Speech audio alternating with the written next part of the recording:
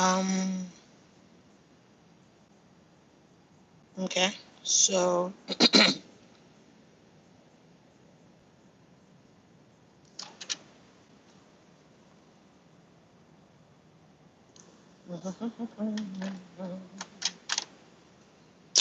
okay. I can't see my chats. Cancel.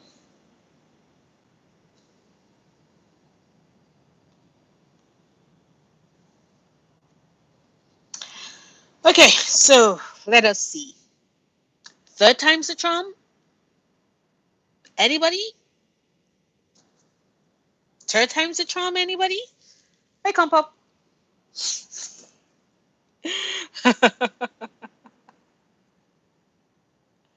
um. Yes, fine. Oh my God, third time really is the. Thank you, Miss N. Wilson. I appreciate. We are back. We're back. Welcome back. Welcome back. Fine. Oh my God. I have been so stressed. I know you all could say you could tell from my expression, but your girl was going through. I was going through it. I was going through it. And hi, Disleaf. Hi, Rachel Tarava.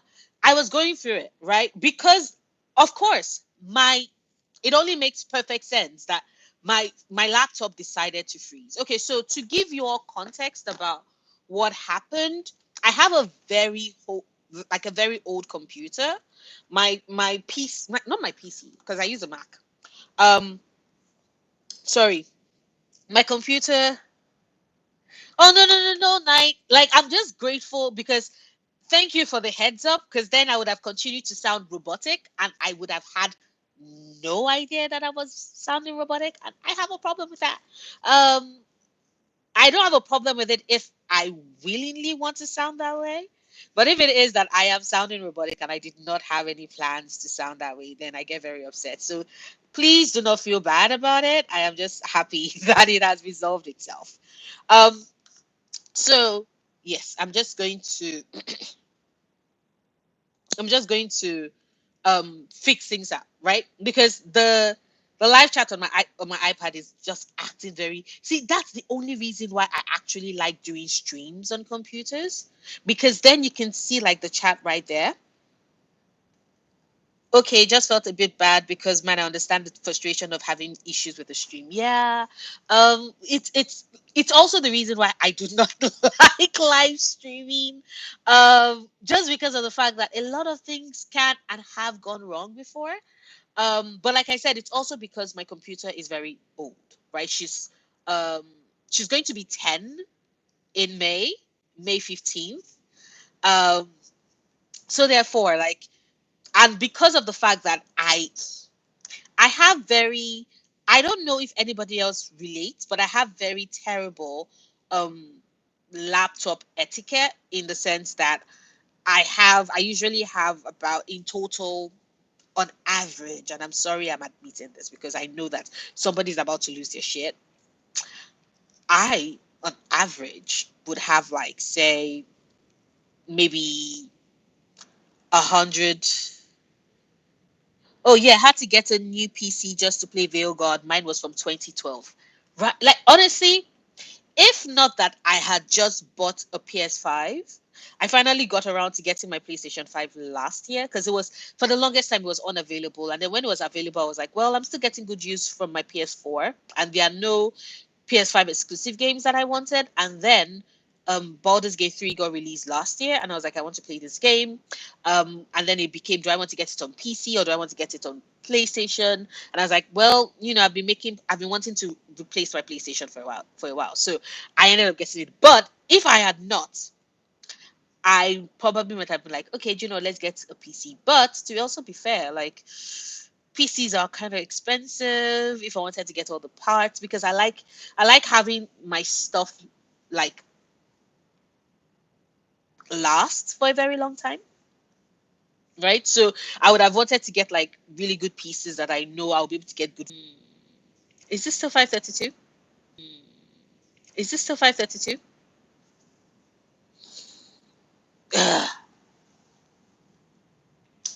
Third time is not the charm.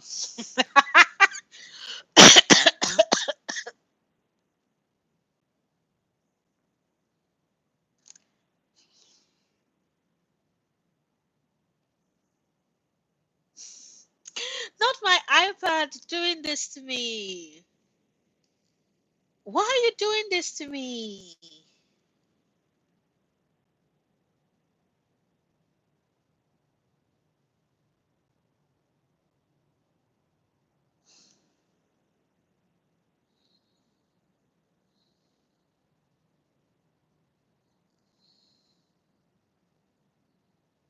Okay, I think I'm back. I think I'm back because I just spent the last um I just spent like the last couple of seconds off. Night is for me. I just don't want to deal with um okay, let me see. For me, I just don't want to deal with PC issues. Having a console is literally just turn on to play game. Right? Yes. Thank you. Honestly, I would still get a PC just because there are some games I really would love to get on PC. Especially a lot of the Steam Deck games. Although at the same time, I'm like, should I get a PC or should I get a Steam Deck?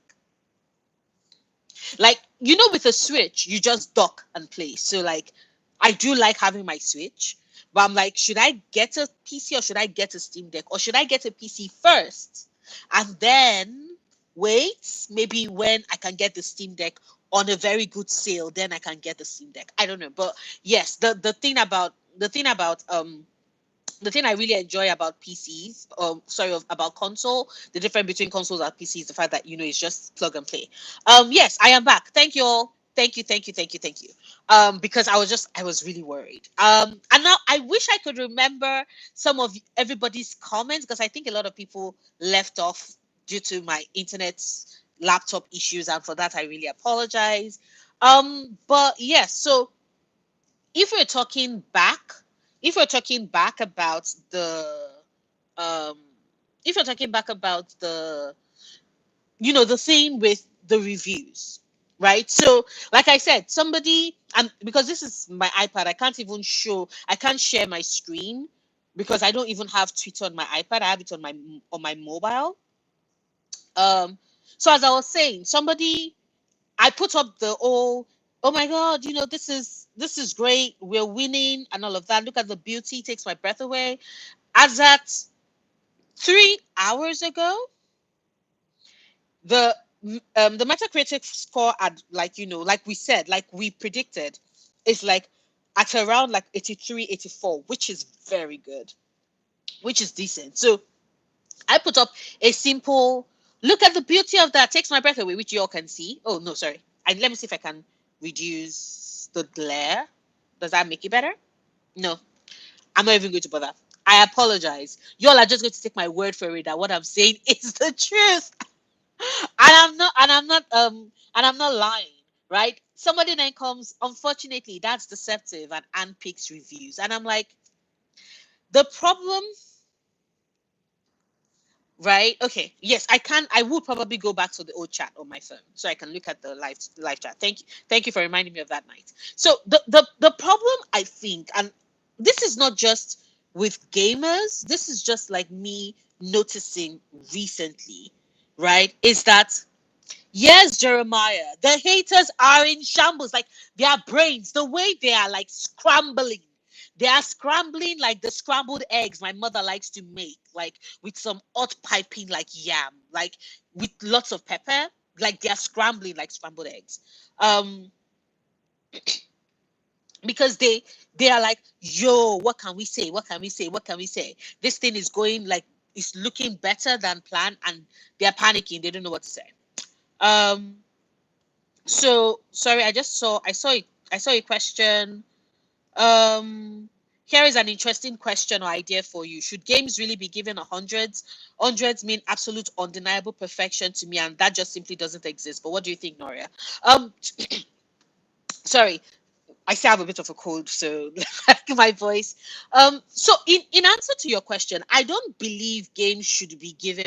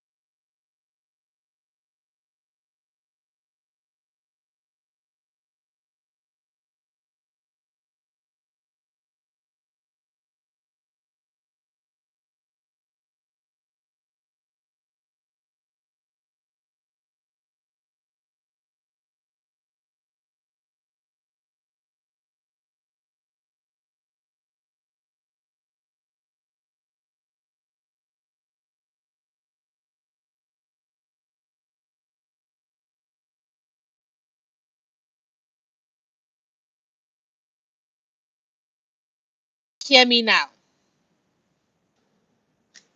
The universe really needs to chill. I agree. I 100% agree. The universe needs to chill and give me a break. I am a simple. Oh my God! Finally, you all can hear me because I was just like, I was about to be like, ancestors. Why? I have not gone on live in like 3 years. Why is it today? Why is it today? Okay, so awesome. So, I was answering a question I'd gotten, right? I think it was for Mask for Mascara, which I love, by the way. That made me that made me chuckle. And like, trust me, even sometimes my phone is like, no, and I'm like, phone, you know who owns you. There's an I in there. Don't play in my face. Don't play in my face. Okay, so in answer to your question, right, which is, should games be given 100/100, right? It's more of a, I think if you're a regular schmegular regular player who is just like, I'm playing a video game and this game has rewired something in my brain, has rewired something in the way in which I feel, right? Has basically changed my entire existence and viewpoint on life.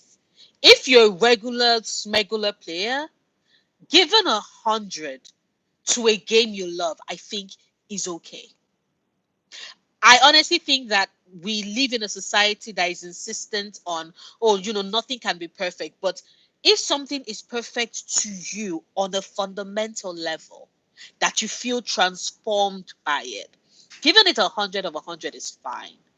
If you are a critic, however, right? If you're a critic, let me take that back. If you're critiquing the game, however, oh, thank you, Knight. Bye. Thank you so much for joining, for coming on. Sweet dreams, sleep tight. Don't let the bed bugs bite. Don't let the bed bugs bite. Oh my God, that is a tongue twister. So, um, right. So if you're critiquing the game, hi, Gelsey Cooch. Hello. If you're critiquing the game, however, right, the the the expectation is that you're able to see the game in its completion. What is the intent of the developer? What story were they trying to, did they say it effectively? Are all elements and all parts of this game, is it perfection? Right? Is it that if you were taking notes and scores?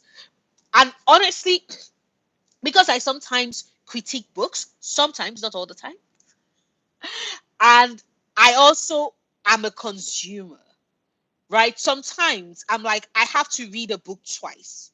I first read it with the eyes of a consumer and I'm like, 10/10, no notes. This author killed it. This is perfect. This is good. This show, there's like no errors. And then I have to be like, okay, now, Noria, take it in like someone who wants to critique this piece of media. Is it really as perfect as you think, as you say? And then that is when I'm like, I owe it to myself and to whoever I'm critiquing the piece of media for, to be like, this was great, this was good, this built up on this did this in within the genre, this did this with regards to story, this was, how this thing was completed, this was great in this and this was bad in this and all of that. But I also should be like, you should also be like, but this could have been better and this and this and this. But I was watching a very recent um YouTube video. Like it was a video essay. It was like over 2 hours long, and it was talking about the lost art of critiquing video games, and was using, I think, Joseph Anderson as a case study. It's a really great video.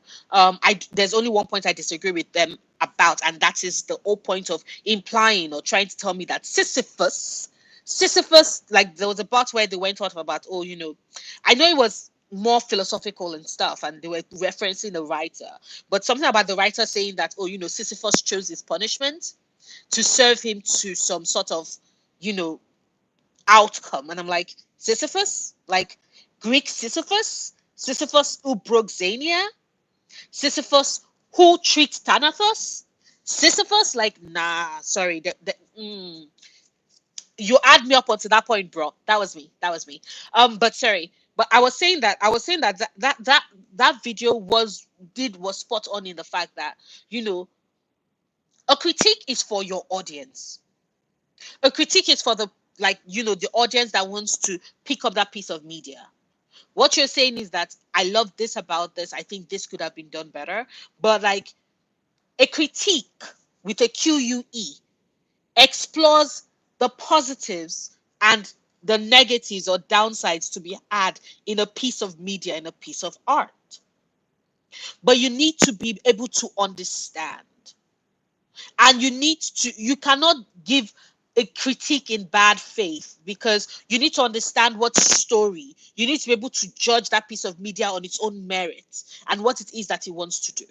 And because I believe that human beings, we are flawed beings, so we can't actually make perfection. We can come very close, but we cannot make perfection. But that is when I'm thinking as a critic. When I am thinking as somebody who is like, but does this move me?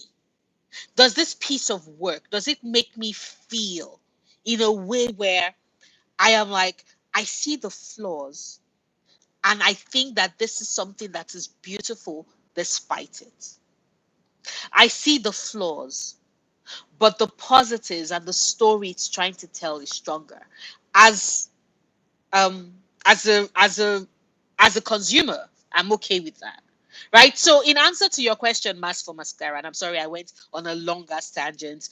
I apologize, y'all. Like, this is also the reason why I don't do a lot of lives, because um my videos, I know what I want to say ahead of time, and I'm like following that. Lives, I'm like, let's go, and I ramble a lot. I ramble a lot in my head, just in case you all couldn't tell. So yes, so in answer to your question, can a piece of work be 100 over 100? From the perspective of a consumer, yes. From the perspective of a critic, not necessarily. But it the onus is on you as somebody critiquing this piece of work to, not because you absolutely to not because you absolutely believe that everything must be, like, nothing can be perfect, for you to then be like, I'm going to use like a pen and puncture holes in this thing.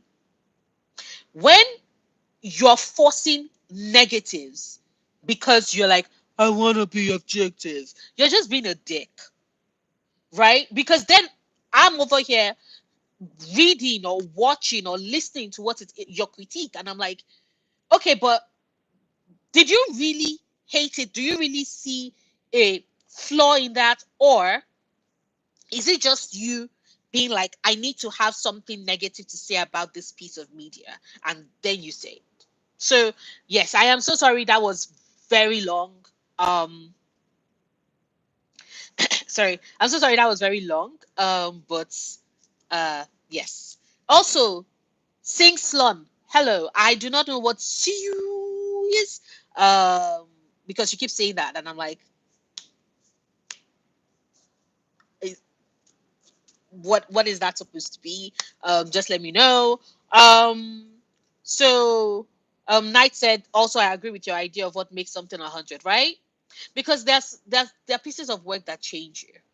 There are pieces of work that change your brain chemistry. They change the way in which you see the world. They change the way in which you feel. Um, they sometimes they break you, absolutely leave you devastated and desolate. I want to see you talk to somebody who has been destroyed by something that they interacted with in some way, right? And tell them that, oh, that piece of work is it's that piece of work is it's not perfect. And then because they most likely will be like, yeah, it's not perfect. It's it transformed me. It changed me.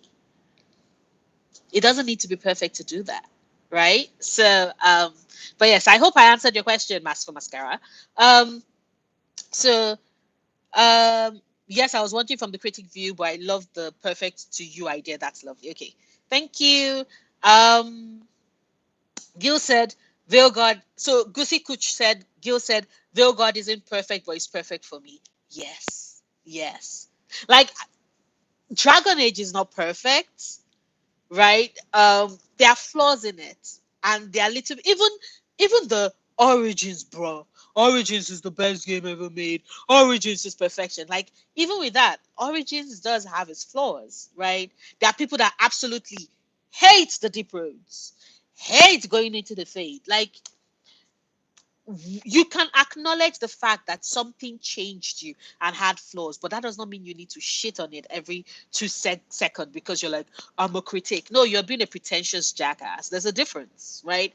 Um, there's a way in which, but I've also reviewed stuff that like I was so angry.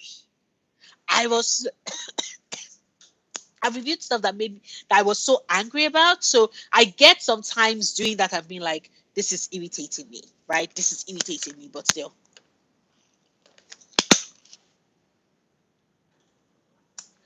I'm going to be drinking water a lot, y'all, because like I have a cold, so um yes, Jalila, we are back. Thank you. I am so sorry. Like third time was the charm. Turned out that the problem was like my laptop was like, sorry, girl, you ain't gonna be doing this live on this laptop. You ain't gonna be doing this live on this lap, not until you get yourself a new computer. So yeah, I apologize for that. Um no, it's okay, don't worry about it. Your thoughts are interesting, and so I ask. Oh, thank you, Master Mascara. Thank you very much. Beautifully put. Thank you, DT. I have a date. I relate so hard. Right? For it was so funny. Let me just take you all in a little bit of a tangent with regards to HHE. I am self-diagnosed. And actually I am quasi self-diagnosed. So all my life I legit thought everybody's brain worked the way mine did. Like someone like my bestie, for example, would be like, what happened? And then I'm like, okay, but I first have to give you context. And then I'm like, so then this happened, and then this happened, and then that happened, and then we went here, and then we went here. Oh, by the way, let me show you on another tangent. And then this happened, and then this happened, and this happened. I'm like, I know you're over here thinking that what has this got to do with that, but I will get to that premise. Like, and then she's like, what the heck? So here I was thinking that everybody's brain worked that way. And I have a friend who did take a couple of psychology classes and all of that. And so the diagnosis worksheet that you use when you want to get an evaluation to see where you are on the spectrum. She's like, one day she's like, oh, like, Noria, come sit. Let's do this. Let's do this with you. And then by the time we get to time, I'm like, and then she goes, like, see, confirmed, you have ADHD. And I'm like, I have ADHD. And everybody, because this was like a group chat, everybody was like, girl, why are you acting surprised? And I'm like, oh, I had no idea. When did I find this out? You're my axe. Last year. Yes, in my big old age was when I realized I had ADHD. I also have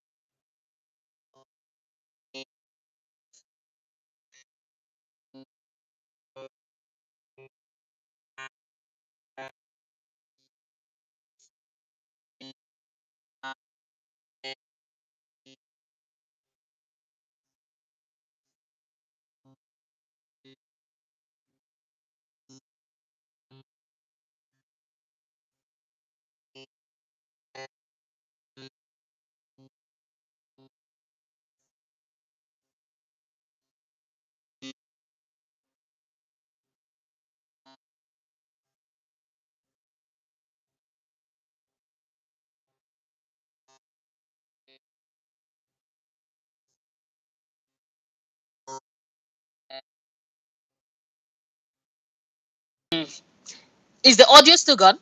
Is it back? Because, like, I swear, and I swear, awesome. Ugh, it just keeps kicking me in the ass. Um, I was saying that the old base about everybody always having something to complain about with regards the Dragon Age the Dragon Age games after Origins is tied to what David Gator was saying in his Blue Sky thread, that Grum's the scam artist and his bit and his posse of grifting a-holes, we're all going against Gator 4, right? And I'm like, because it's right? There were people that when DA2 came out, they were like, oh, this is the most terrible game ever, absolutely trash, and all of that. Then Inquisition came out and they're like, 2 was the best game. It was the next best game after Origins. Oh, this and that and everything else. Um, Perfection, that is what it is, blah, blah, blah, and everything else. And then now Veilguard is coming, and of course, now it's the gone at the complaints everybody had about Inquisition. Now it's like it's too streamlined, but before you all complained that it was the Inquisition was too bloated, but now you're complaining that it's reminding you of Dragon Age 2. Yes, but you all claimed, right, when Inquisition came out, you all claimed that Dragon Age 2 was what you wanted, that Dragon Age 2 was better. But now Veilguard, and I'm saying this because that was part of the review that Marty gave. That was part of Marty's review, right? That you know Dragon Age 2 was no, that Veilguard, the way in which it felt like they were moving through across the different areas, it felt more like it was giving him more Dragon Age 2 and going all around Kirkwall. And I'm like, but some of you all really, really enjoyed it, right? Some of you all really enjoyed it. Okay, so I'm coming. Give me a second. I want to Okay, give me a second. I want to open. Okay, I want to open because there's a review. I want to go down to the reviews because if not, I am going to eventually forget it. But I want to have the reviews open so we can talk about it. I apologize because if this was on my computer, you all will be able to follow along with it. But unfortunately, it's not. So um, unfortunately, it's not. So hold up. Let me see. Okay. Unfortunately, it's not. So I'm going to have to open it. I will tell you you know, um, which site it's from, so that after this, if you want to read it for yourself, you can do that as well. But I'm just going to read through. But let me just quickly go. Let me quickly go here. Um, so Max from Mascara said, "Oh yeah, performative critical analysis doesn't mean anything in the end." You're right, like it because it's you're just like it's so performative. You're not being honest. You're not being honest. You're just trying to farm the rage, and you're just trying to find things you disagree about. I respect more somebody that is like, I absolutely hated this thing, and this and this and this and this is the reason why, as opposed to you who it is clear that you're reaching for reasons to hate this thing, and it's just weird. Um, Michelle Wilson, totally agree. I feel like they are digging for things to hate sometimes. Yes. Lucy Kuch, imperfection is the most human thing we can do. Yes. Inquisition did that for me. It did that for me too. It did that for me too on Final Fantasy X. The Mage Tower makes me rethink every run through I do of Origins. It is just, I'm like, God, it's such a slug, but it makes sense, but it's such a slug to get through. Honestly, I find the Origins combat system awful. It felt like such a chore to get through, but I love the world building and characters. See, exactly, like I said in the first stream that got cut off because of my internet being anyway, like I said there, we all want different things from these games, and it's important for you to know what it is that you enjoy about a Dragon Age game. That is what helps you. So, for example, with reviews, that is what is helping me with screening the reviews. Because, and that is why it's important that people need to think for themselves, but not just think for yourself. You also need to know the things you like. Knowing who you are, knowing yourself is critical for you enjoying things, for you being able to say, okay, this and this and these are the things I look forward to in a game. They are the things I'm looking forward to in a Dragon Age game. Because if not, all it's going to end up being is that you basically need other people to think for you. And that is very regressive thinking, because like you have a working brain. You're a fairly intelligent person. You can be able to make those conclusions and come to those processes on your own. Why do you need somebody else to tell you how to think? So when I look through the reviews, it's usually I'm reading it with I already know clearly what are the things I want from Dragon Age the Veilguard. And so when I'm reading the reviews or I'm listening to it, I'm doing so with the context of what I am looking for in mind. So which is why when the dude bros found some of my tweets and they're like, "Oh my god, you're going to be so disappointed when you get to play this game." I'm like, unlike you, dumbass, unlike you, dum dum, I think I know what I like. Like, you might be disappointed because you need someone else to like help you figure out your own thoughts, but I am I am reading these things with a clear understanding of what I want to see. And when I'm seeing that in the review and I'm like, okay, this works for me, this ticks the box, this is what I'm looking for, I go with that. Like, it's common sense, but people don't think that way. Um, I saw that L, hello. And then by the time you get there, you forget that what you're talking about. Exactly. ADHD brain is so funny. ADHD brain is so funny. But then at the same time, I also like it's also weird, like, because sometimes I forget, right? And then there are sometimes when I absolutely remember because it's absolutely important. But the person I was telling like the entire story to has forgotten my point. And so when I'm like, okay, so back to the point, they're like, you still kept track of it? I'm like, yeah. Like, it's interesting, right? Um Muchas gracias. Okay, that is Spanish, but Sing Sloon, thank you very much, I think. Um Thank you very much. Miss N. Wilson, outrage merchants, historians do be revising, right? They like changing things. And I'm like, I'm sorry. It's the same thing about people being like, oh, we loved, we loved basically going to the council table and fixing all those missions. And I'm like, no, you all didn't love it. I recall that we were very vocally annoyed that is this all the references we get? Why are you all pretending like now all of a sudden you liked it? When it happened, when it dropped, you hated it. At least be honest. Be honest and say that I hated it when it dropped, but it was better than nothing. I would respect that more. I would respect that more. Marty doesn't even like Inquisition. He said it in numerous videos. Wait, what? For real?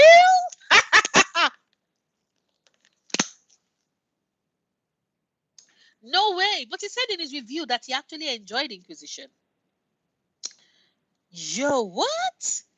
Come on, like, why do people be doing that? Like, you can just say that, I didn't like Inquisition, but now I realize that, it was better than what I've been given now. I would respect that. That makes more sense, right? That makes a bit more sense. Um, I just say the attitude that if someone likes the game, they must have been paid. Like, hate videos don't get paid for all the views they ate, right? Someone came to my comments. I was all like, oh, I like, this is you being stupid, blah blah blah. You love this game so much. This game is going to do terribly, and I'm like, sure, but like, okay, fine. You said what you have to say, I guess. Bye. And then he was like, no, like, if we look at the views, if you look at your views, you barely got like 1,000 views. The videos that are talking about how this game is going to tank are making like 25K views in 30 minutes. And I'm like, okay, bruh. Like, okay, bruh. Who gives a shit? Like, the fuck? Like, it's so weird because I'm like, and that is not telling you something that clearly they are monetizing and making a fortune from all this rage that they keep ramping up for you.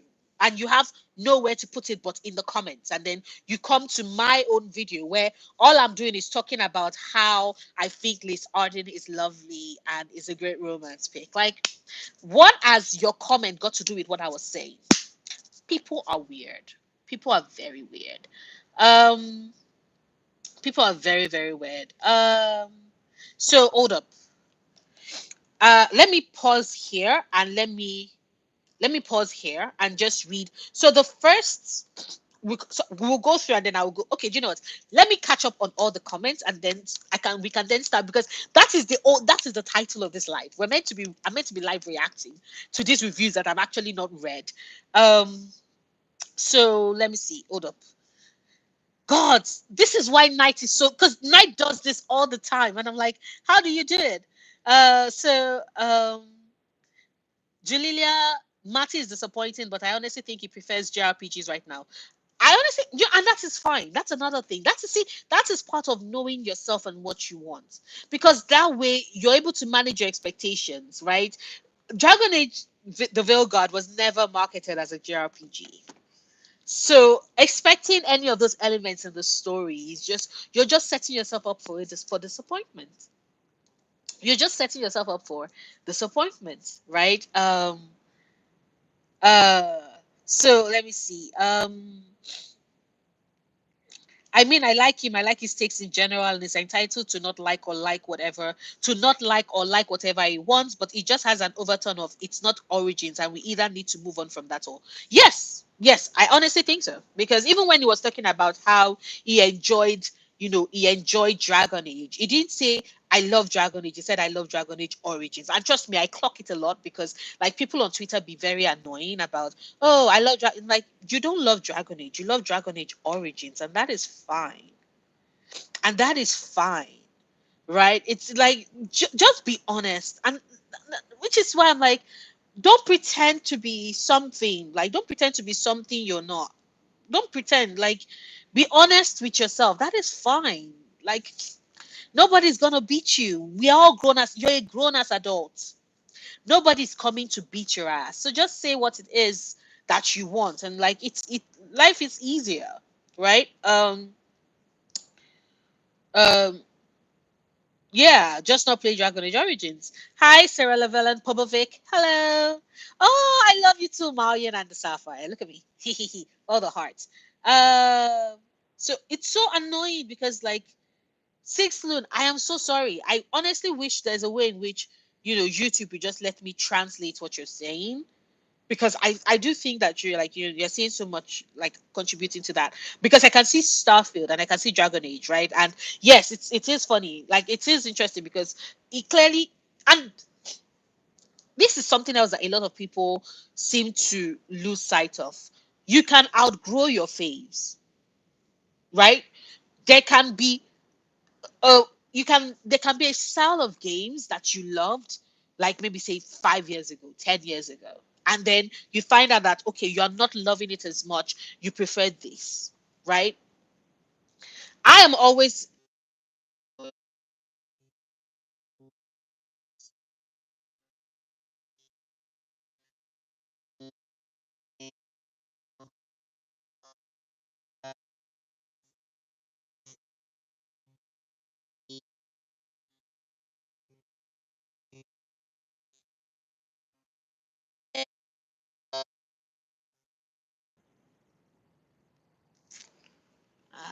okay, okay, okay, I'm hoping that you all can hear me, that the sound is back, because YouTube keeps doing this to me, and I'm like, YouTube, why why YouTube, what did I do wrong? Oh my god. Okay, can you all hear me? Hello.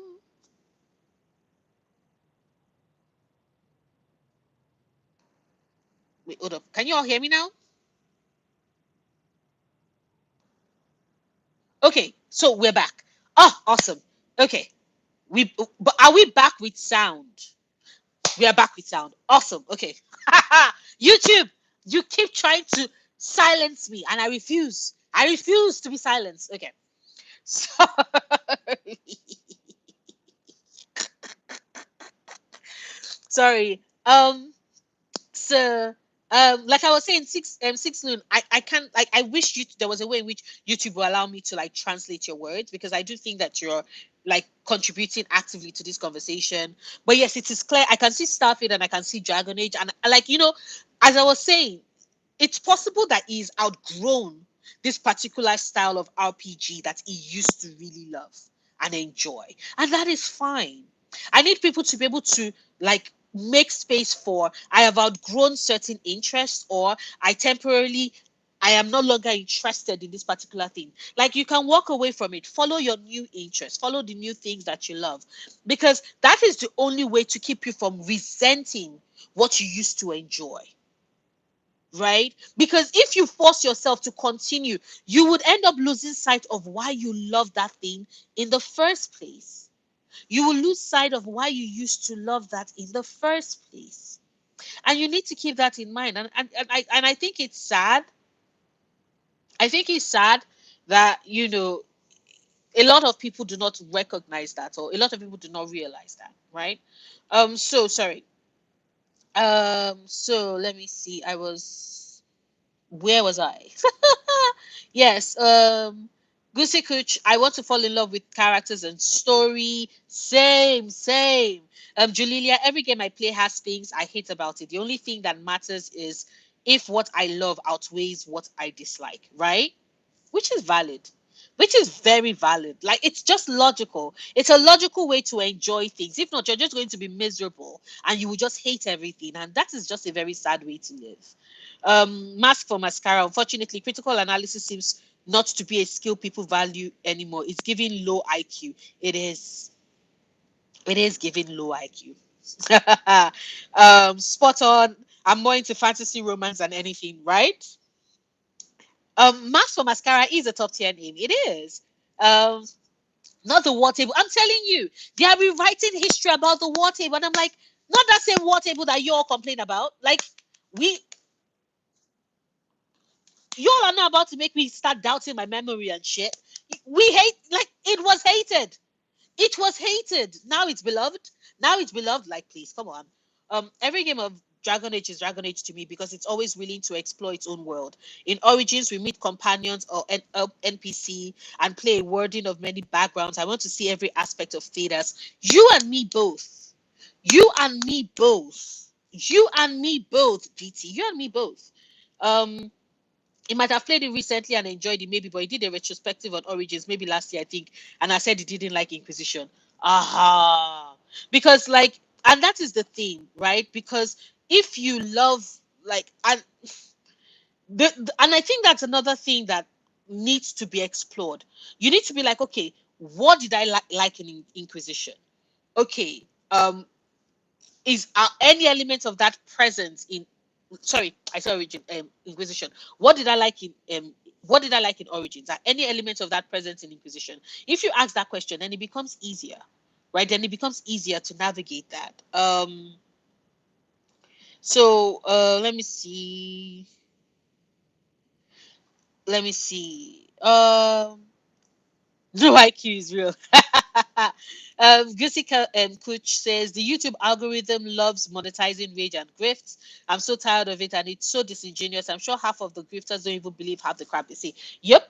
I don't know if you saw, but Cabrutos, or whatever the fuck his name is, he's already pre-ordered Dragon Age, the Veilguard. He was telling his audience that, I need to play it, you all. I am so sad and disappointed that I am playing this, but I have to play it, you all. I have to play it. I have to play it. And I'm like, and it was so funny because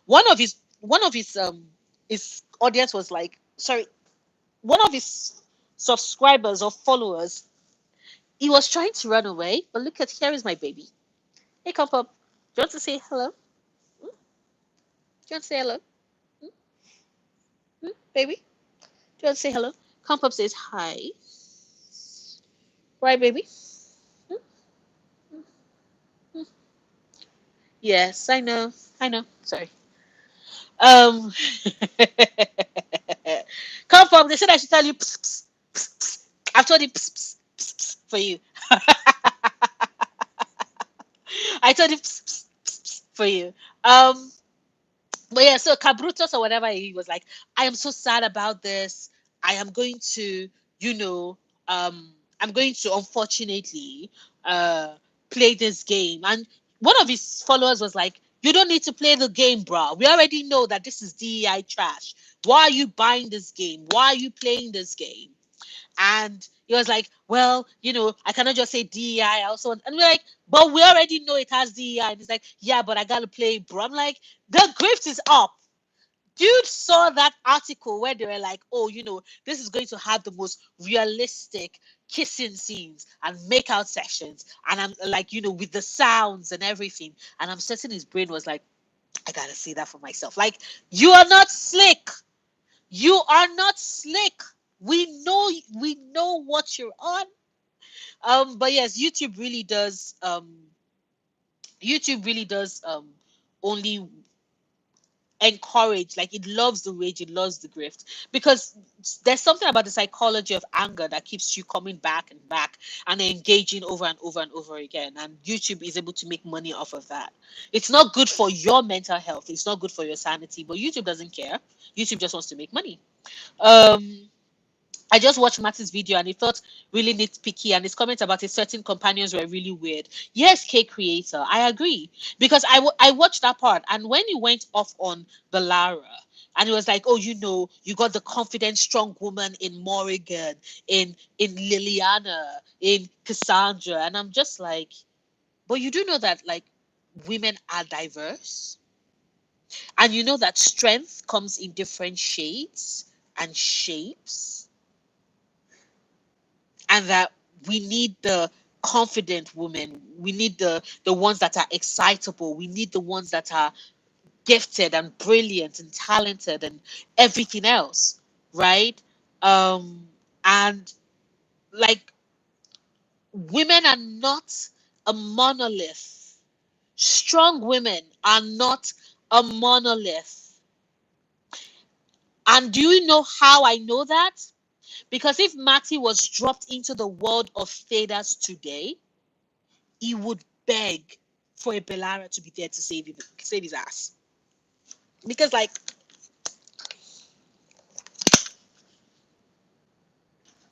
she's going to have the power. If he was dropped in Thedas today, all is, oh, I need strong women. That is like, because when she's saving his ass with her abilities, that's when he will realize that, yo, she's strong. Because I'm like, what is your definition of strong, Matty? What is it? I hate it when people go like, oh my God, I'm like, women are not one fucking shade. Like, there's a diversity in our experiences and our expressions, and that is okay. That should be allowed. That is fine. So, um, I was irritated when I saw that as well. I was irritated as well. Clocked at the pageant. Hi, Sarah Llewellyn. So let me see. I'm trying to bring that back. I don't understand when all they want is origins. Do they want a blight each game? They never actually explain what it is they want except for combat or art style, never narrative. No, because they don't care about the narrative. A lot of them don't. A lot of them don't. A lot of them do not care about the narrative, and you can tell how, right. Um, you can tell a lot of them don't care about the narrative, and you can tell with how they just the things they say about the story. I'm like, but these things are important though. Like, why are you showing that you are not really engaging with the story in the way which, like, it's so funny. And I honestly also think it's partly because a lot of people don't read. Um, a lot of people don't read as well. So, which is funny because, like, I'm not doing a video today because my plan was to go live, and that's what I'm doing for today. But Friday's video, because it's not going to be spoilers, but just something cautionary about how to really enjoy the story that we get with Veilguard. Because I think a lot of people are, they have plans for it, and I'm like, Is that how you want to relate? Is that how you want to interact with this? I'm sorry. So let me I'm going to stop where I've gotten to. I'm going to still catch up later, but this is the reason why you all clicked on this. So I apologize that it took 50 minutes, over an hour, when if you consider the fact that the first stream cut off at like 30 minutes. Okay, so this is from videogameschronicle.com. The title says Dragon Age the Veilguard has strong characters, but gameplay stuck in the past, right? And then, like, the subtext, the sub-ed says BioWare's latest RPG feels like BioWare's latest RPG feels like it doesn't take enough gameplay risks, right? And this was reviewed by Jordan Midler. So it says Dragon Age the Veilguard fittingly captures BioWare magic, but just as often as it does this, it also disappoints with repetitive gameplay plagued with annoyances. Yes, like I want to interesting enough, I don't know why this is the first review I picked, but let's go with it. While BioWare nails what it does best, like the excellent cast of characters and their interpersonal relationships, from a gameplay perspective, it too often feels frustratingly stuck in the past. Now, I want to read on to understand what they mean by that. So it said, set after 2014's Dragon Age Inquisition, the game follows Rook as they deal with the fallout of stopping the plans of Solus, the Dreadwolf. After accidentally releasing two evil gods into the world, Rook must assemble a team to defeat them and rid the world of blights. I think they there's a missing the, and rid the world of the blight, a toxic cancerous sludge that is slowly taking over the world. Unfortunately, and it's not just the sludge, it's also meant to be the corruption. But I wonder if, anyway, um, unfortunately, Veilguard's main missions make for an uneven experience, swinging from incredible set pieces to frustrating slugs. Much of the game is spent destroying red balls of blight that block your path or moving shiny cubes 5 steps away to open a door. We found our shoulders slumping every time we entered an area to find another roadblock that was solved by literally just following a red line. Now, I know that, you know, part of the concern from Inquisition, for example, was that it was too open world. There needed to be something, like some things needed to be more linear in the execution, so that there wouldn't be a lot of missable content. So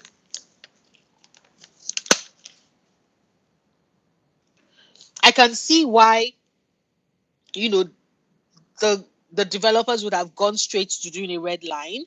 But I can also see why this would be very frustrating, especially if you're somebody that already figured it out. So it would feel like the game is dumbing down.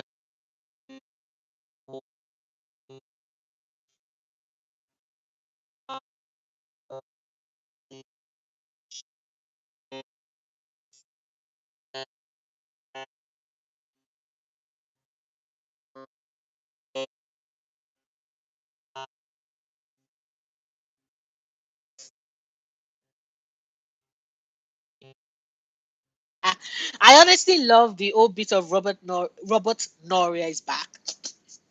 That makes me so happy. But can you hear me now? Is there sound? Uh-oh. Can you all hear me now? Is there sound? Because I actually like the old Robert Noria is back. Because why is the sound always going? YouTube is just frustrating. YouTube is being very frustrating right now. I am so stressed. Ugh. Okay, so hold up. Let me see. Okay, we're back. We are back. Awesome. Okay, so let me just. I was saying that I could understand why the red line approach might have frustrated the person reviewing, especially if they've already figured out like the story path, and so they're just like, okay, why is this game holding my hand like I don't have this figured? I get that.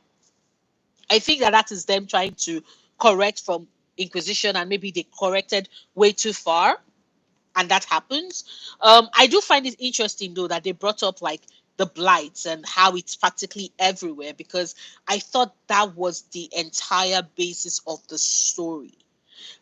I would expect that the further along you go into the game, the more the pulse, the bulbous pus that you have to burst everywhere, the more it's present. It's meant to show you that things are escalating. Like, that is my perception of the role it serves in the story. Because I wonder, and I'm like, are people not aware that all these little elements are meant to functionally tell you something else about what is happening and the game you're experiencing, right? So that's interesting. But anyway, let's continue. This is part of an overall lack of variety throughout the game. You're only ever fighting around 3 or 4 enemy types, so fights eventually become overly familiar. And yet another thing, I'm wondering, I'm like, is this the first Dragon Age game that they've played? Because, like, we've always had a specific number of enemies, right? Like, for example, Inquisition, you're either fighting the Venatori, right? Or you're fighting, the demons, like, or you're fighting the Templars, the Red Templars. Like, there are, and it's always repetitive, right? So when you first get to the Interlands, when you're caught in between the Mage and the Templar War, every two-step you're either going to find yourself like a bunch of Templars or a bunch of mages, or maybe Templars fighting mages, and then you have to come in and you're fighting, everybody's fighting one another. Like, having a specific repetitive enemy type has always been consistent with the gameplay. So I'm very curious about why this seems to be brought up now. It's interesting. Um, so let me see. Let's continue. Uh, Combat itself can be fun. Yes, baby. Come up. What is it? Okay, he's not here. He, he just felt like he needed to tell me things. Combat itself can be fun, but we found that most enemies had far too much health. The issue isn't that they are particularly difficult, they barely do much damage. It's more that the amount of time it takes to kill them means the real battle is keeping your attention from wandering. Maybe we all want different things from a game, but like, why would I want my attention to be wandering when I'm fighting an enemy? Like, and yo, please let me know. Like, let me know in the chat. When you're fighting an enemy, does your mind wander, or are you thinking about what are the specific moves I can do to take down this enemy or this monster, so I can continue with the rest of, like, the game? Because I always thought that's it, right? So it's very interesting. It's very interesting, right? Thank you, Kaiji DeMarco. Hi, Victoria Sarak. Right, thank you. Because we've only had a few enemy types in the previous games as well, right? The enemy types are relevant to the story. So, like, this reviewer might think that, oh, the enemy type is limited. But I'm like, but of course it's going to be limited. Like, you're currently interventor, you're going to be dealing with, like, the Venatori, because you know that they are important, right? You're fighting Gillinan and Elganan, right? Which also means that you have a blight, you have two corrupted gods. There's certain expectations with what you're going to get. So it's a very interesting thing to complain about, right? um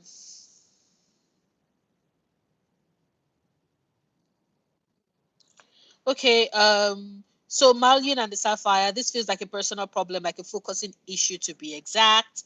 Julila, I think some people are really into enemies that change tactics up and are a big challenge. You know what? Fair. That is fair. To be fair, um, HP sponges has been a problem. Oh, Right? Okay, you have a point. I already plan to tweak the HP settings down and turn the threat up a bit to make enemies have less health, but a bit deadlier. I actually do not mind them being sponges, but just because I always like to listen to the dialogue with like my companions when we are fighting like a big baddie. I just find it fascinating. Um, I find that more engaging personally than just hacking away, and that's fair. That makes sense. Um, Shadow says, personally, I've always loved having to learn which tactics to apply in battles. Yes, I agree. I like full on same. Max for mascara in the wider gaming industry. I mean, yeah, yeah, yeah. Yeah, I got that. I got that. Okay, so sorry. Let me pick up where I stopped. Thankfully, there's at least a high variety of attacks, and your companions can also use their abilities to tag team against larger foes. For example, if our character sorry about that. I'm still recovering from my cold. It's a mess.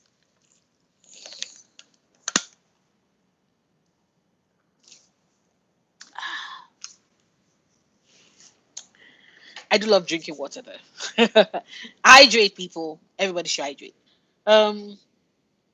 So sorry. Thankfully, there's at least a high variety of attacks, and your companions can also use their abilities to tag team against larger foes. For example, if our character was to use a necrosis effect on an enemy, some companions Some. Oh, thank you, McPickle Breath. I hope your meal was lovely. I hope it was lovely. For example, if our character was to use a necrosis effect on an enemy, some companions can then use a fire attack to detonate that enemy. Controlling the attacks of the other two members of your party is convenient, and we very rarely felt the need to pause the action. Interesting, because I think Mortismal in his review said that he loved using the tactics. Like he loved the way in which the action elements blended well with the tactical element and made combat very interesting for him. Love that, McBrickle Breath. I am so happy. Yay. Um, Elsewhere, Veilguard moves on from the open world approach to a hub and spoke design, not unlike God of War Ragnarok. In practice, that means that instead of natural connective tissue, making the world feel like an organic place, you're moving from city to city via the crossroads as a dimension hopping walkway, essentially. On the one hand, we can see how making individual locations that don't have to be linked by a physical space probably helped shave some production time off of the game. But there's a disconnect that means the world doesn't feel cohesive. We felt very little else of where we were at any time. I think that is valid, but at the same time, this critique makes me think a lot of A Song of Ice and Fire, or to be precise, Game of Thrones, which is an adaptation of A Song of Ice and Fire. Because if you enjoyed the books and you enjoyed the show, it got to a part in season, I think, six, by the time we reached season six, season seven, where people complained about what felt like the unlocking of fast travel. Because then logical events in the story that is meant to take you an extensive amount of time for you to get from place A to place B were suddenly being done in the blink of an eye. And that broke immersion. And this person that is making this review has me wondering if he is unaware of the fact that Thedas is big, right? Thedas is big. Travel time will take weeks. And if the story that is being told is one that features a double blight, that has two blighted gods. Did I just say double blight? Sorry. I meant like that has two blighted gods, right? It's a story that features the blight and the release of two blighted gods who are speeding up the process of things because, the sooner they destroy the world, the better. There is no time.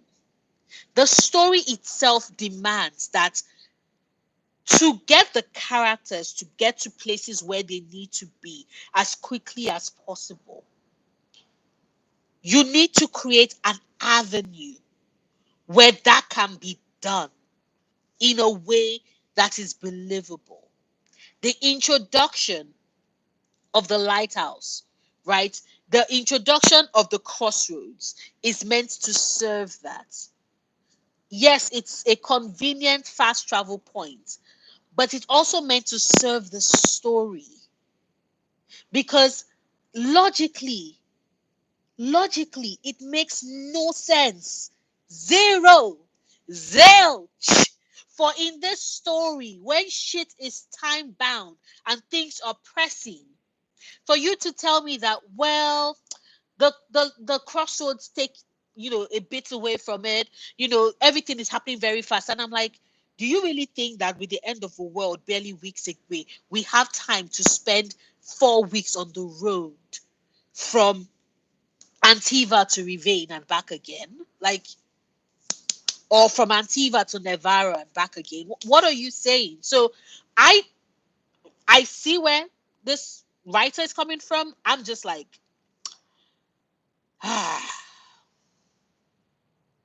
yeah, I disagree. I disagree with that. So, sorry, let me just quickly catch up on Goosey Cooch. I'm still going to go like back because I know that they were part of a conversation earlier on that we're talking about that I want to still come back to. My only critique is that companions have no HP and can't fall in battle. That's something that always added drama for me in previous BioWare games. I will wait to see if I miss it or not. Same, same. You know, when Mortisma mentioned that in his review, I was like, why would they, like, that was so interesting. Solas kept dying. In my run, he's always dying. Like, I'm like, Solas, why? Why is it always, why are you always the first to die? Why?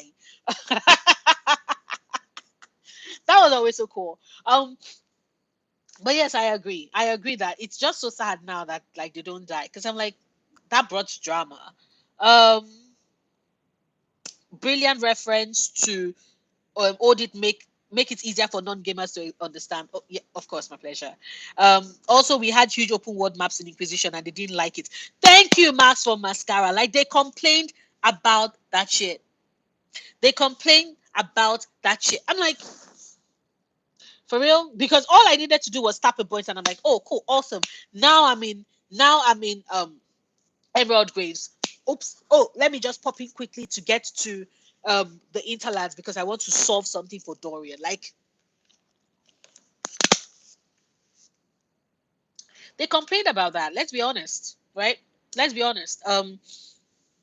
We do not get it. DT says we do not get a dragon to travel with like the antagonist or get to be one. I know, that's so sad. That is so sad. Like with Inquisition and Morrigan, I was hoping that at least we'll be able to get to like fly on a dragon, but we don't get that, and that is so sad. Um, sorry. Let's finish. The contradiction extends to the areas where combat takes place versus the places where players meet characters and explore. Is that old cliche of knowing you're entering a boss room because it's a wide expanse with health packs applied to the whole game? It's like there's the RPG side, which includes highly detailed, if stiff towns and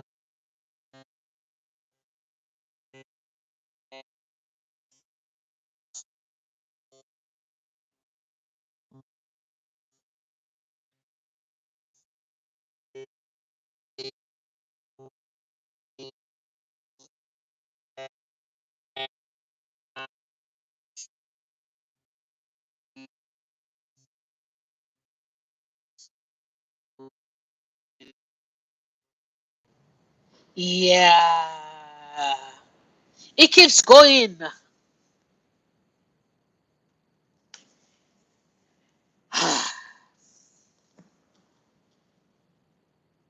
Sound is back. Yay! Okay, awesome. Because YouTube is trying me. YouTube is trying me. Okay. Awesome. Okay, so I was saying that like with Mass Effect 2, when we get to the collector's base, right? There are some places you get there and there are some places you get there where you just see shelves like hiding crouching areas and you're like, oh yeah, this is about to be a big battle.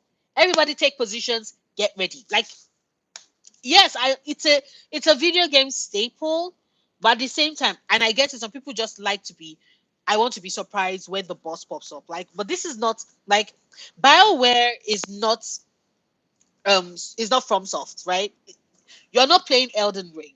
So if sometimes we need a little bit of help to be like, okay, you're about to enter a boss battle, make sure that you know where all the healing potions are, figure out how you're strategizing yourself so you can figure things out. I don't mind that, right? I don't mind that. So let me see, let's continue.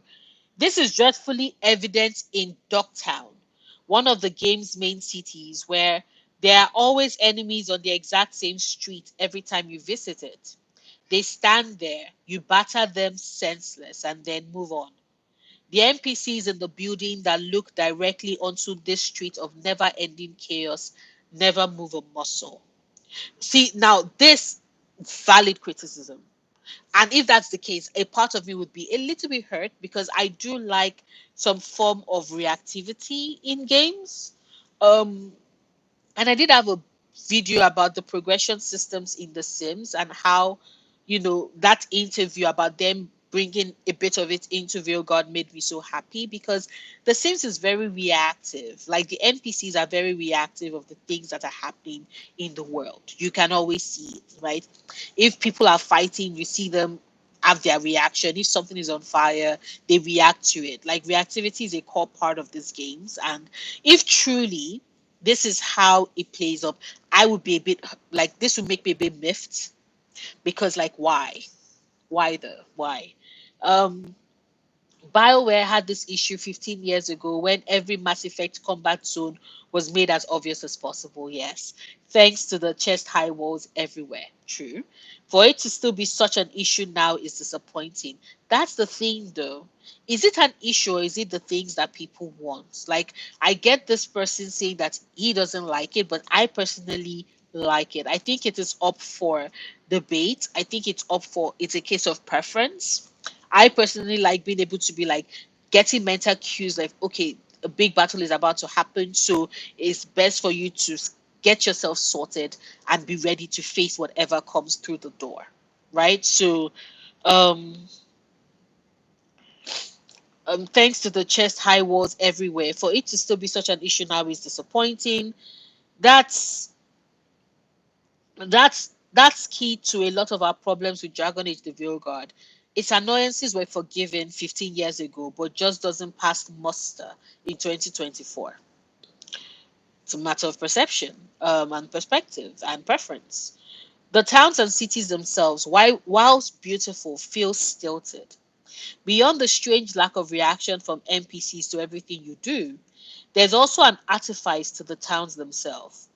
There are bounty boards absolutely everywhere, but you can't interact with them. You can smash the place to bits, and not one resident nor guard cares. See, now that is something else I wish I'd like. Like I said once again, the reactivity. I want the reactivity to be there, but like when they say you cannot react, you cannot interact with the bounty boards. What do they mean? Because like if I see a bounty board in the game, my expectation is that it will serve a function of, for example, maybe I can hunt down the criminals in the whose bounties are up, and then I can make some money, or maybe it's just for me to keep track of the face and the name just in case I run into them somewhere in the world, and then I know, for example, what they are capable of, what they are wanted for. Like, for example, that is how I'm looking at the different ways in which a bounty board would serve, right? So just breaking it or trashing things, that's just, I want to do things with it, but like, how does it serve the story? That is what I am curious about, and I wonder, I guess that's something I can discover in the game proper, right? It's an almost creepy lifelessness. Hello, Lady Beaver. Oh, you just woke up. Oh, well, good. Is it morning? Oh shit, wait, how many hours ahead is Australia? Are you like 12 hours ahead of me? I'm very curious. Like, is it morning your time? Because that is so interesting. Because it's currently 9:33 p.m. my time. Like, and here I was thinking that I could. Here I was thinking that, oh, this would be a short live, and I'm like, girl, you're still talking, and you're still reviewing the first. You're still reacting to the first review. Oh my god. Sorry. Lady Beaver said, it's 7 a.m. It's 7.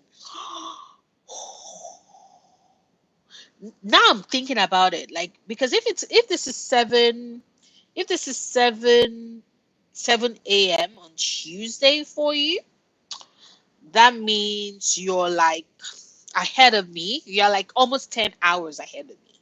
Yo. Which means that Dragon Age the Veilguard is not releasing until Friday for you, right? Yeah, like Friday morning, like early hours of Friday morning, right? Early hours of Friday morning, like say maybe, let's see, um, maybe 2 a.m. Is that it? Um, Key Creator said, I think it would have been cool if you could do bounties or jobs based on your chosen faction, right? Right? Exactly. That would have been so cool. But that's another thing. I wonder if that is actually available and this reviewer just did not get, because I think that the thing about RPGs, especially stories, is that people's expectations of how the game should play usually colors how they interact with the game. So if for example, sorry, excuse me, if for example I see the bounty, right? Like you said, what if it is faction coded, right? What if it is faction limited, right? Or what if it is that if you are not a member of that faction, you need to have a companion who is part of that faction with you when you go to the bounty board? Then they can be like, oh, they know that person or they know that criminal. You get what I'm saying? Like, maybe there's an interesting way, because it makes no sense for BioWare to just have bounty boards and that go nowhere. Like, even in Origins, we had the Chantry board, it served a purpose. So it doesn't make sense. Um,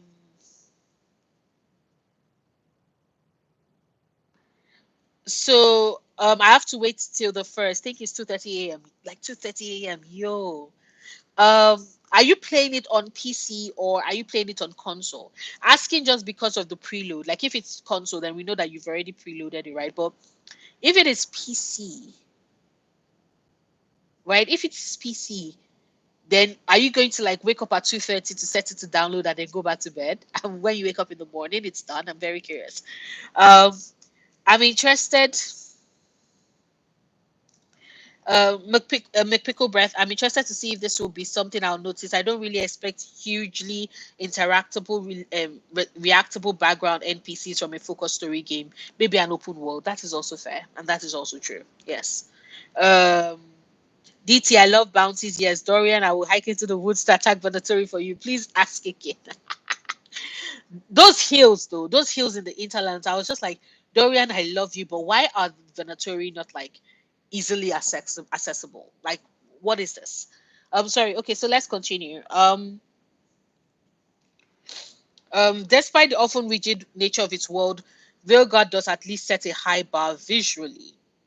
Um, and this helps to I skipped a paragraph. It's an almost creepy lifelessness. None of these characters actually have things to do. They are all just standing, rooted to this spot forever. Whereas games like Dragon Dogma 2 creates an illusion that characters have lives of their own, divorced from your exploits. The towns in Dragon Age are populated by human-shaped set dressing. I also wonder though, because like, once again, the reactivity, right? The companions are going to be doing their things. That for me always sounded like this world was going to be alive and vibrant. So I will be a bit sad if that turns out not to be the case. Like a bit sad. Despite the often rigid nature of its world, Veilguard does at least set a high bar visually, and this helps to sell the social fantasy of Dragon Age, which for many players is the reason they are there. Yes. The character creator is surely one of the best in an RPG. Thank you. While it's possible to make a character look horrific, the created character we settled on fits seamlessly into cutscenes. What we're asking for, Mama. Thank you. Overall, the game's social aspect is just about what you'd expect from BioWare. Once again, that is what I love in a BioWare game. So I do appreciate that this reviewer was like, these are the things we did not like personally for us, but we also know that certain players of BioWare games, this is what they want, and so we are highlighting that. So yes, the dialogue between romantic interests is well written and strays far enough from away from the press X to sleep with parody. Finally, um, this is aided by a strong cast of companions. See, this is hitting the marks for what I personally want in a BioWare game, right? So yes, thank you. Um, sorry. The diversity of goals, origins, personal issues, and personalities makes it a very strong ensemble cast without becoming cliche. How each character reacts to your actions can often be surprising, which is a nice way of exploring their complex personalities. You will also often be forced to make decisions that won't sit right with multiple members of your crew. Instead of throwing them into a massive huff, no longer willing to speak to you, there's more nuance to it. Thank you. See, now back to Mr. Marty Play's review.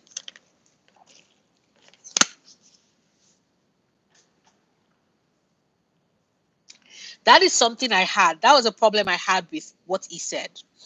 Now, for those that have not watched his video, there was a part where he said that, like, it seemed like, you could not really push your companions. They never really reacted negatively to what it is that was being said and all of that. It just felt like, I approval. Like, none of them really got upset. And I was just like, is that the case, Mr. Marty? Or is this more of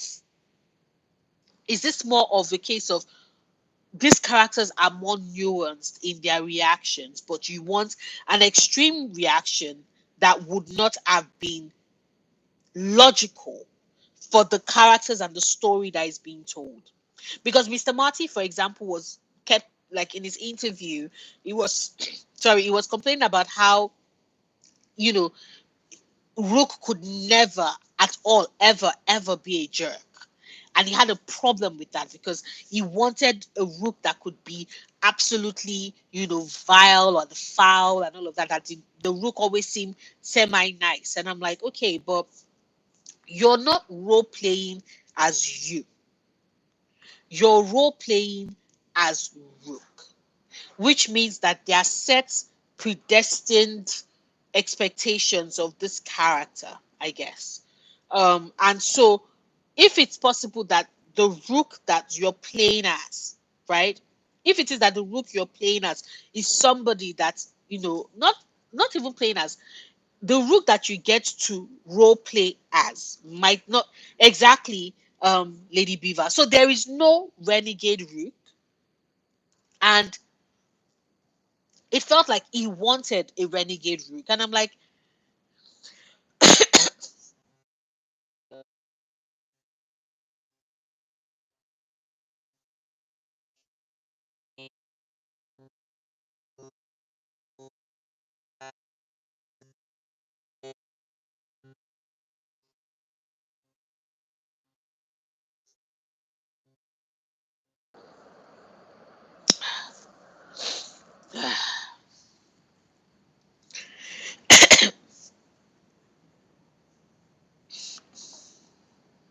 okay, so we're back. Awesome.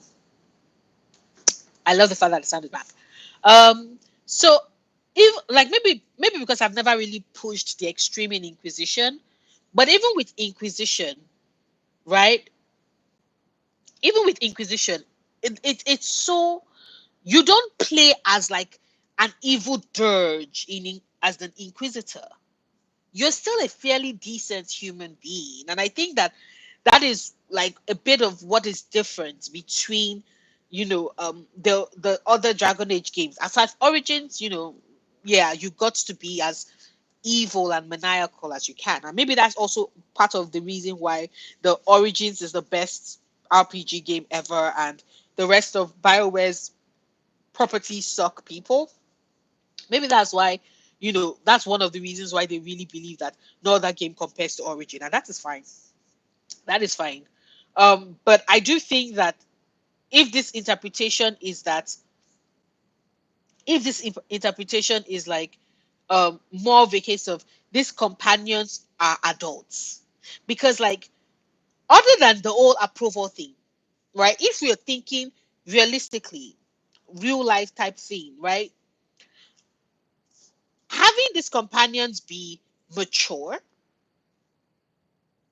um, not easily given to being angry or walking away or throwing an easy fit, that's just them. It's possible that they are more chill, right? So I just read it as I look at Harsh, I look at, Davrin, I look at Belara, I look at Nev, I look at Lucanus, I look at Emmerich, even Darling Lace Harding, right? Like clearly they are meant to be kind of chill, right? Even Alistair is pretty chill until you get to the point where it's like, why are you not killing Logain? Why are you not killing Logain? Right?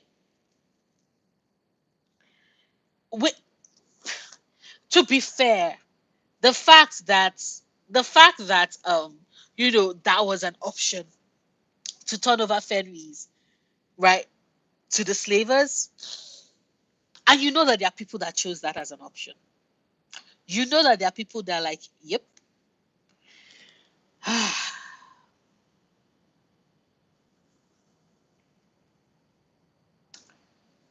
I am just that was I was just like, why? Why? But yes, yes, McPickle breath. None of the Veilguard companions look like they will be easily angered, and that's fine. I personally think that that's fine. Um, because they are not, and I don't mind it if because each of the games have had such distinctive companions with distinct relationships, right? There's a way in which their relationship have evolved. There's a way in which their relationship have grown and evolved through the ages, and and it's unique and specific to their story and their interactions with each other in a way that feels complete. Like that has always been consistent in the games. So for us to have like this is the motif of the relationship, right? Um, or for the Veilguard, like this is the motif. Like they have good heads on their shoulders. They are pretty calm people. If that's the motif of their relationship, then that works for me personally. So, sorry, we've almost gotten to the ending, right? So it says, um, hold up. Overall, the game's social aspect is just about what you'd expect from BioWare. The dialogue between romantic interests is well written and strays far enough away from the Press X to Sleep With parody. This is aided by a strong cast of companions, BioWare's best since Mass Effect.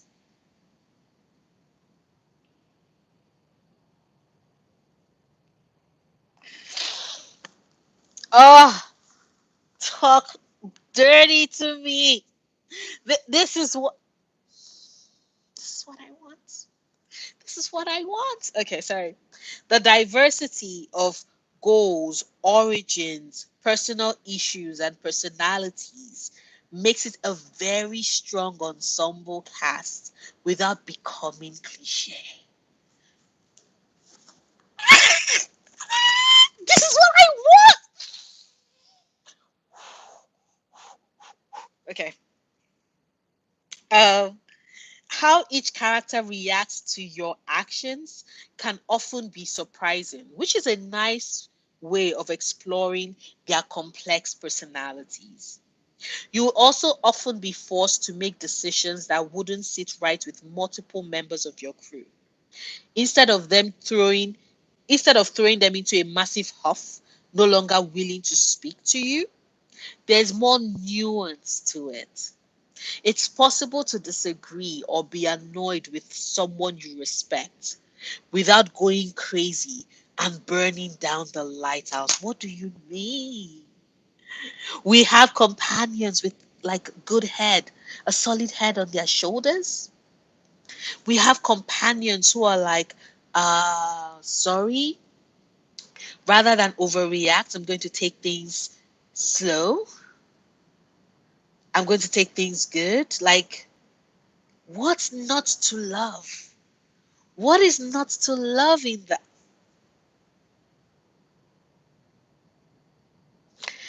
Oof.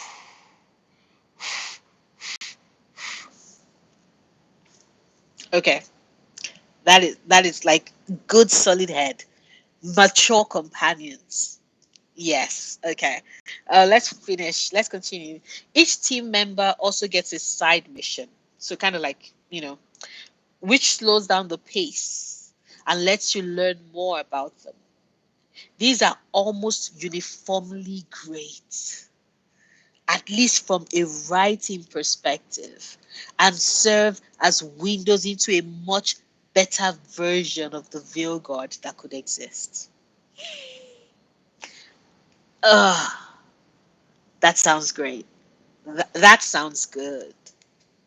Within the modern Within the modern action RPG space, Dragon Age the Veilguard feels fine.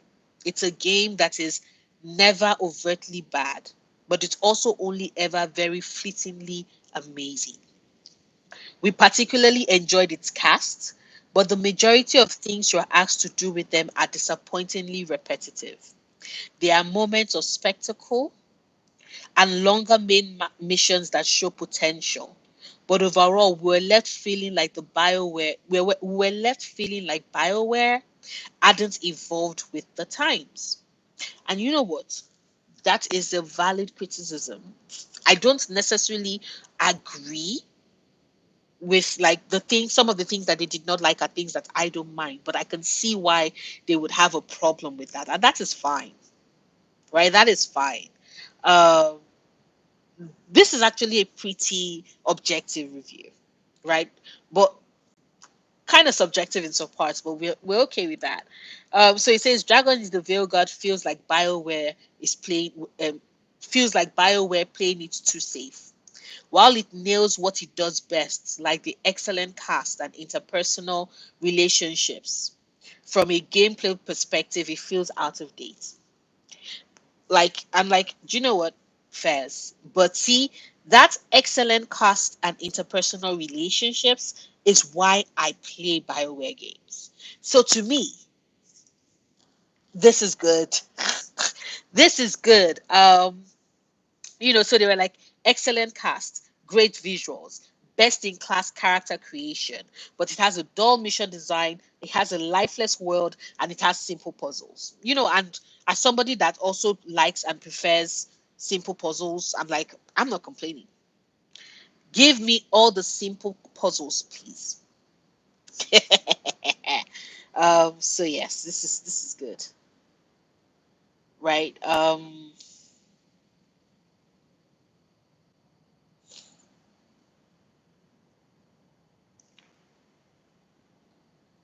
Hold up, let me see. I'm trying to see. Um, I'm trying to look for the next. Hold up, let me see. I'm trying to look for the next article I want to read or review. So hold up. Um, I want to go up because I know that there were some comments that I skipped because I wanted to read this. So I can't remember. Uh, oh yes, this was when my cat came on, when Compop came on. Uh, okay. So apparently there's a limit to how far back I can go. I'm sorry.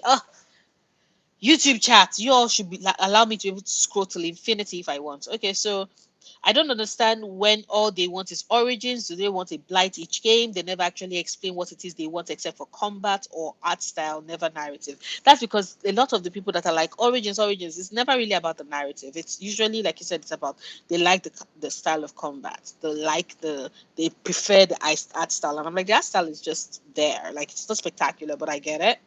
And also they are like, we want more trauma, because a lot of them are like, it's really dark, and when they mean it's really dark, they just mean that, oh yes, there's a lot of like there's a lot of sexual assaults and stuff, and it makes them, they're like, this is dark. And I'm like, a dark story does not necessarily, like, there are so many ways in which a story can go dark without salt in it, but whatever. YouTube only wants to hear grifting. That is true. um So DT, I think those people really like the option to play evil, which is fine, but I'm not sure how to continue a narrative game like these are accounting for those choices. It's too random. It is very random, actually. It is very random, unfortunately.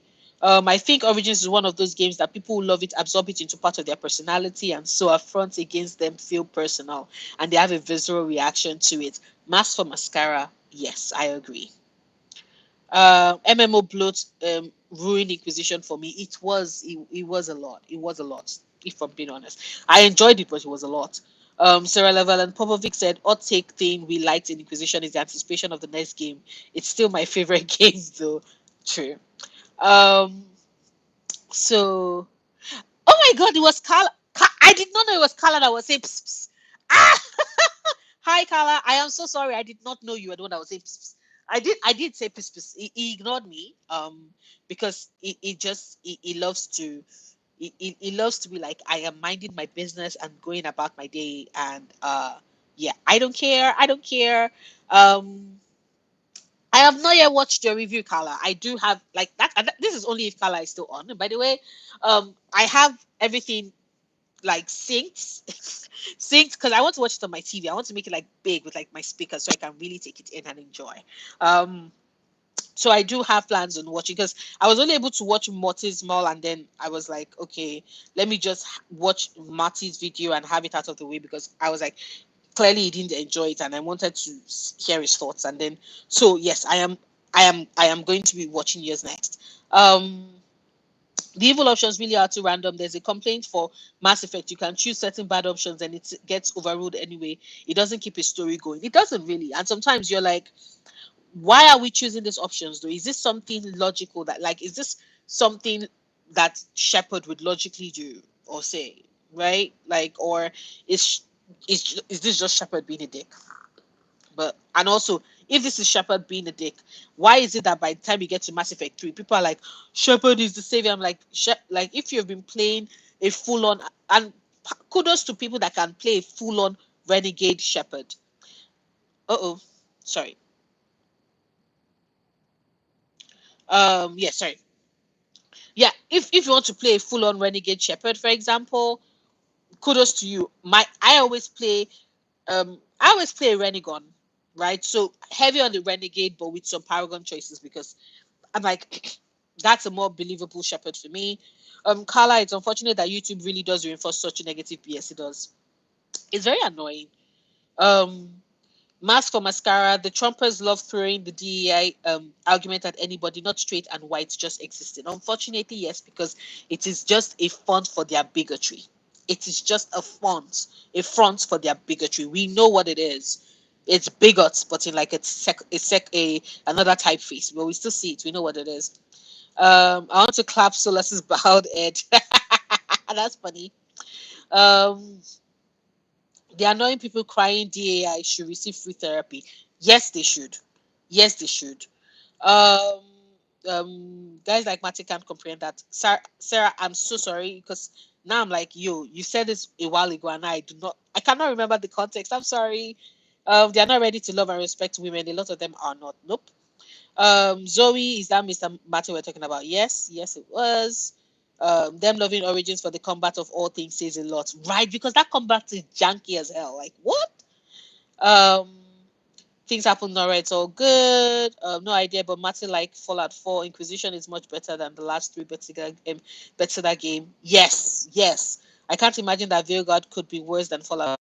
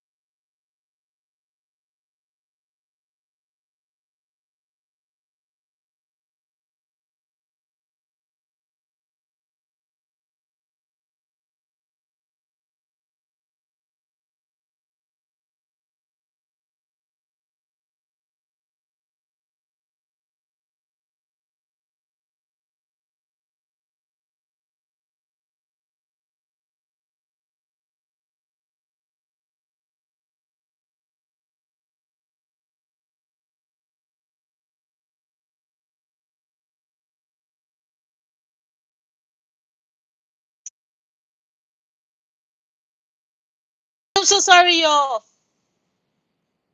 Dang. Dang. I didn't see it. I'm so sorry. Oh, fuck. I am so sorry. Yo, I am sorry. I was catching up on all the chat. Oh, I'm so sorry. It took almost 5 minutes, Lady Beaver. Thank you for the super chat. I am so sorry.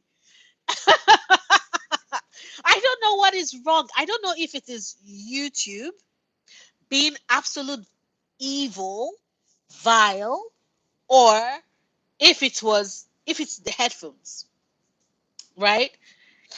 After the Fallout 4 comments, yes, yes, it is the Fallout 4 comments. So, wow, YouTube is really trying to silence me. I cannot believe it. I was just reading. Um, what I said that there was a I think someone mentioned that the Polygon article. Oh, it makes a weird feedback. It's the headphones. The headphones are bad. They're terrible. I need to get them replaced. Oh, thank you, Miss N Wilson. Thank you. I need to get the headphones replaced. To be fair, like if I'm being honest, these are not the headphones I'm going to be using for the stream. I'm buying those. I'm buying those for the Veilguard playthrough. I'm buying ones for that because this is horrible.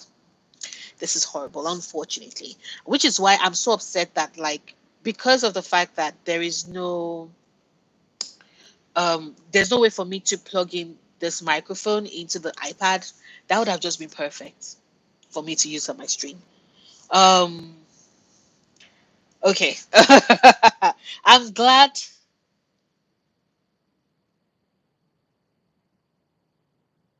Um, I'm glad. Okay, so hold up. I'm glad that um I was still expressive, right? Logitech ones, right? Hold up. Let me see. Yes, I really do need to get new ones. These are like my Bose headphones, but they are also old. Just in case you all cannot tell, I tend to use my gadgets and electronics for like a long ass time. Like I use them for like years. This baby, I've had this particular headset since this is 2024. I bought this in 2015. So that's 9. Yes, I can get that, right? I can get a splitter. I can get a splitter, right? I should. I should. I need to add that to my like budget of things I want to get for myself. I need to add that to my budget of things. Um, sorry. So next, ooh, oh, this is going to make us very happy. The Eurogamer review says, "Oh, thank you, thank you." Oh, really? $6, $8 ish? That's actually not bad. Okay, I will definitely look at that. I will definitely look for that. Actually, I will look for that. Thank you. Um, yeah, thank you, Make Pickle Breath. I honestly do I think that like because we exist in such a consumerist culture, the expectation is that you need to replace stuff every year, and it's just a lie. It's just a lie that corporates feed us to keep us buying new things and all of that, right? So like I think if it's something you spend good money on, you should get like great value for it. You don't need to constantly replace your gadgets every 6 months or every year. If it's still working 5 years in, 7 years, like no problem. Like that is perfectly fine. Joshua Sullivan, I love Whiplash too.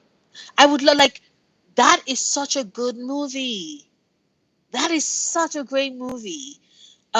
Tech is expensive, Miss Ellen Wilson. Like it's so expensive. I'm like, why is everything so expensive? And then they keep like I'm like, nah, I'm using this until it falls apart.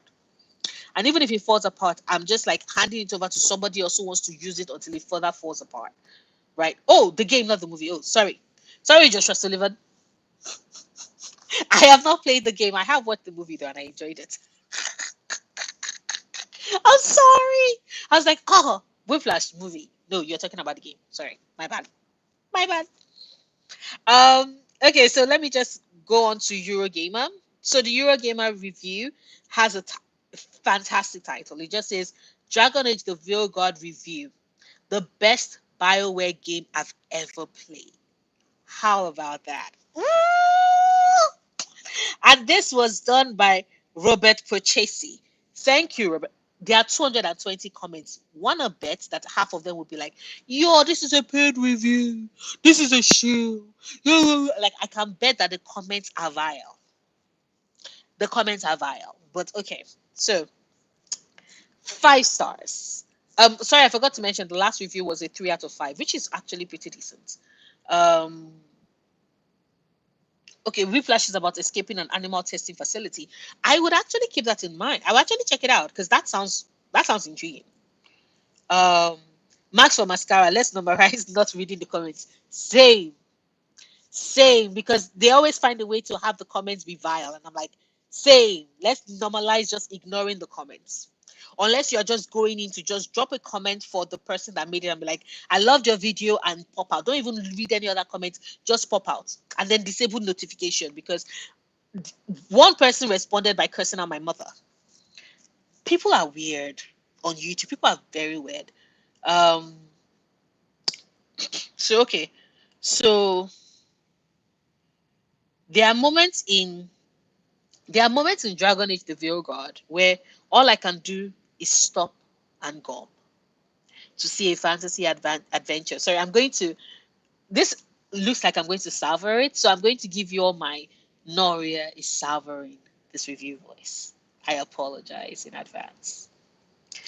There are moments in Dragon Age the Veilguard where all I can do is stop and gulp to see a fantasy adventure brought to life around me at such scale and with such drama is astonishing.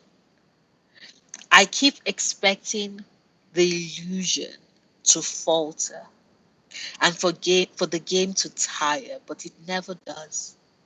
Always, the ante is upped and the centerpiece grows. I gulp. I hold my breath. I have never been on a BioWare ride like this.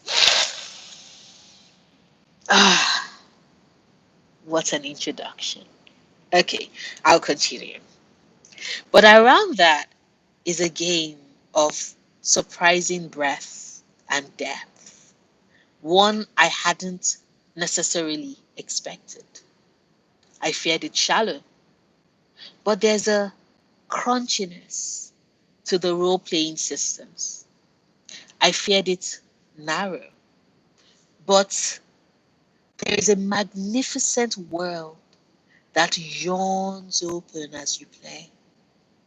It is as feeling as any Dragon Age game before it, and every bit an RPG, and yet it is also more. By pushing towards action game territory like Mass Effect before it, the Veil God has realized a physicality and immediacy we've never seen in Dragon Age. And it is a freedom that is exhilarating. It pulls us closer to the world and the world shaking events of the game and what events they are. The Veilguard makes the Dragon Age games that came before seem trivial by comparison. The series has evolved. Dragon Age has never been this good. We pick up events in the Veilguard 10 years after the story of Dragon Age Inquisition ended, following new hero Rook on the path of our old frenemy, Solus. The Inquisition companion revealed to be an ancient elven god at the end of the previous game. He's trying to tear down the barrier he created, the veil, between the waking world and the dream world, the Fade. and in doing so, causes a right old cataclysmic mess. So we are trying to stop him. You've seen this prologue in gameplay trailers before. Tevinter's capital, Minrathous, at night, in the rain, and a breathless descent down through the city as demons hurtle from the sky and chaos erupts around you.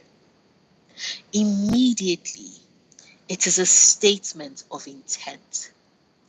This is how impressive Dragon Age the Veilguard can look. Cinematic blends into Elter Skelter traversal, enlivened by now being able to mantle and contextually leap over obstacles, which then leads into combat and clusters of enemies, a sprinkling of dialogue, some meaningful choices, set pieces, and boss fights. It is BioWare showing what the series' new mission based approach can achieve, an approach we are more familiar with from Mass Effect. Scripted missions with designed routes can deliver incredible bombast, but can the rest of the game keep it up? Yes, in spades. I said it earlier, but the sheer scale and exuberance of some of the major missions in this game is staggering. Even as soon as the end of the first act, there are loosely three acts. We experience the kind of blockbuster everybody's here showcases that other BioWare games have ended with, and somehow it gets even bigger from there. Huge bosses, huge moments, surprises, drama, and the ending of the game is an all timer. It left my jaw on the floor. It trumps anything BioWare has done before, and that includes the renowned Suicide Run from Mass Effect 2. What I find even more impressive, though, is how these big moments are not reserved for the major story beats, but find their way into companion missions and even exploratory side quests. There's a generosity right across the game in this regard. It makes the Veilguard capable of catching your breath wherever you go, even if it's on the smallest errand. Much of this much of this is to do with the divisive new graphical style. BioWare has gone for a more stylized approach here, exaggerating features and smoothing textures, as though aiming for something closer to an animated film in appearance. And it really works. The exaggeration helps enhance facial gestures and draws out the inherent fantasy and emotion in scenes and environments. The elven forests of Alathan, for instance, radiates gold and green and shimmers with rainbow iridescence. Dogtown in Minrathous is slate grey and soaked in rain, puddles gathering between the cobbles, and wherever the blight is, its sickness is palpable, black and rotten, punctuated only by pulsing angry red spores. It is gross, it is beautiful, but the champion of it all is the lighting. There is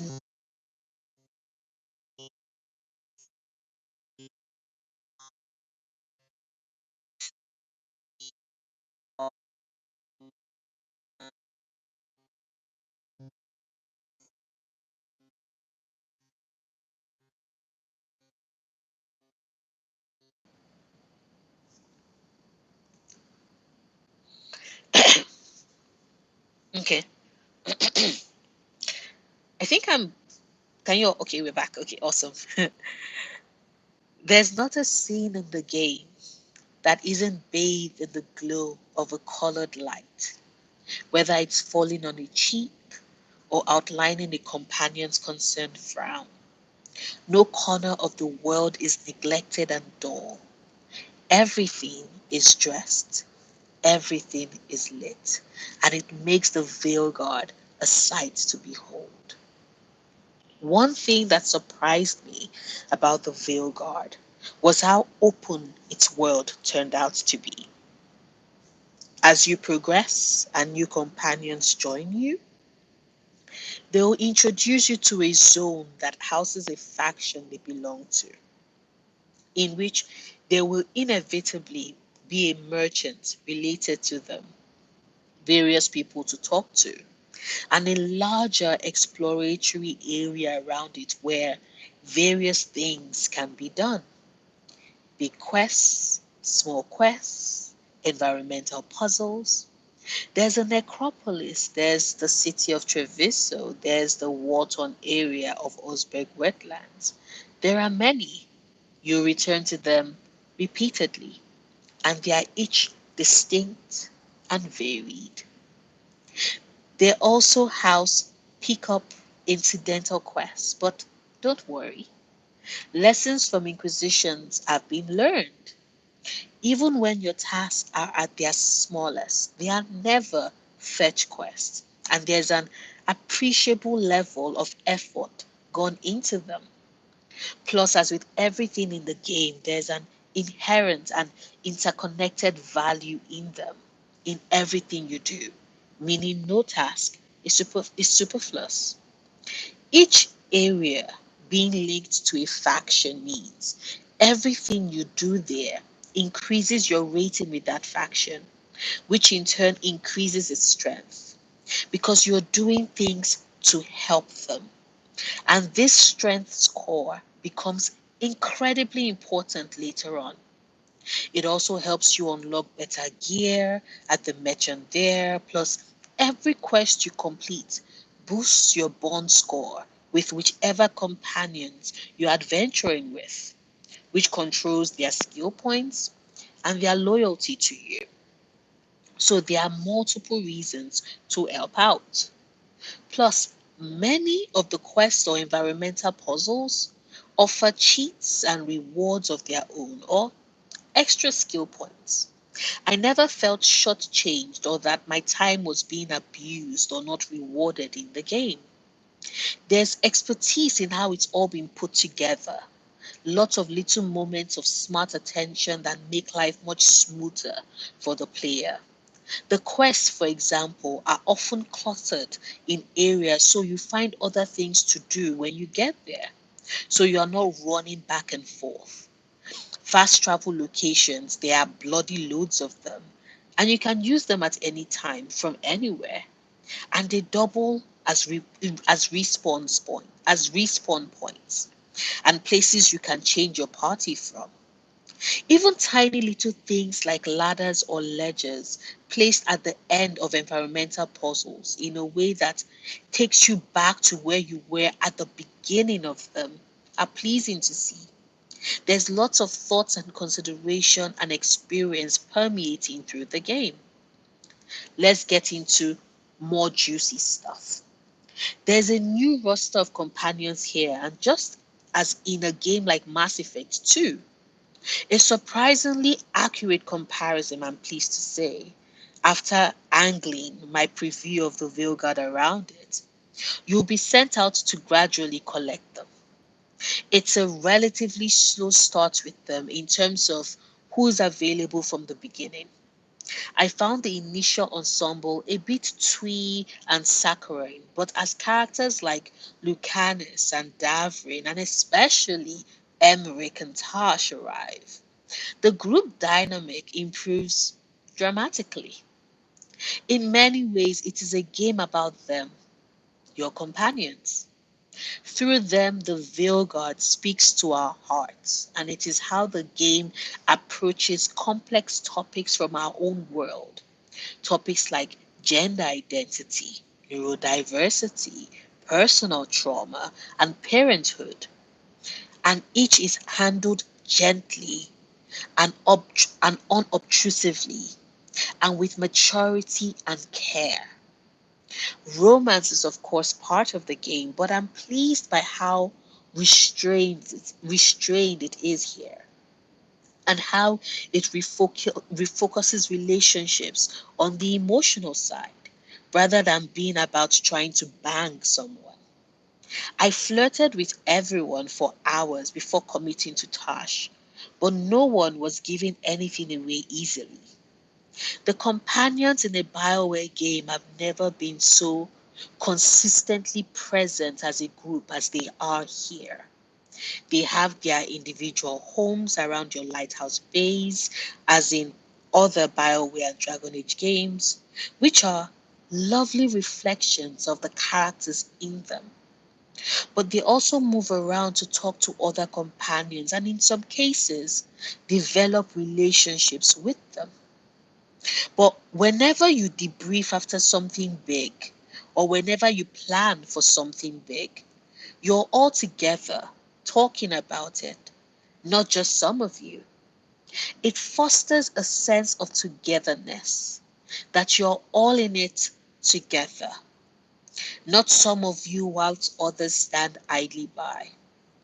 Incidentally, the game does still suffer from companions being stabbed while others go out, so they don't level. No, sorry. The game does still suffer from companions being stabled whilst others go out, so they don't level up as much. But it does what it can to alleviate this, such as enforcing companion choice on.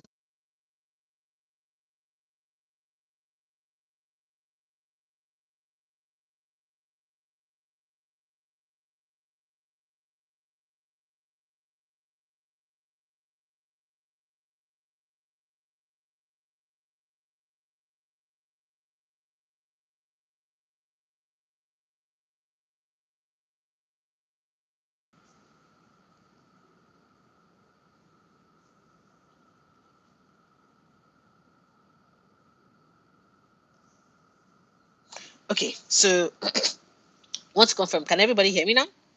Is the sound back? Is audio back? Awesome. Okay, let me continue. Of course, there's a reason for this.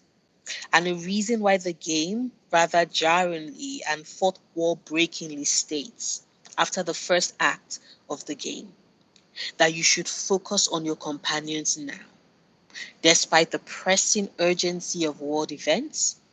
And it's for reasons that will become clear during the final stretches of the game. The companion storylines offer their own rewards in the quality of them, but the payoff at the end of the game for your work here or your lack of work here magnifies this tenfold. Unlike in other Dragon Age games, though you cannot directly control your companions in combat, and you have limited ability to tinker with their equipment and abilities. As alluded to earlier, when their bond score reaches a new tier, they will get skill points you can spend improving their handful of abilities. And then in combat, you can determine when they use them, as well as directing their general attacks if you wish. That doesn't sound like much, but there's a lot more stuff going on in the Veilguard combat than has been in Dragon Age games before. It is an action game, really, a boundary the series has been pushing towards but never quite passed. Always emotionally shackled as it was by its CRPG roots. But now it's stepped over, taking Mass Effect's lead as an example, and it's discovered something new and very successful as a result.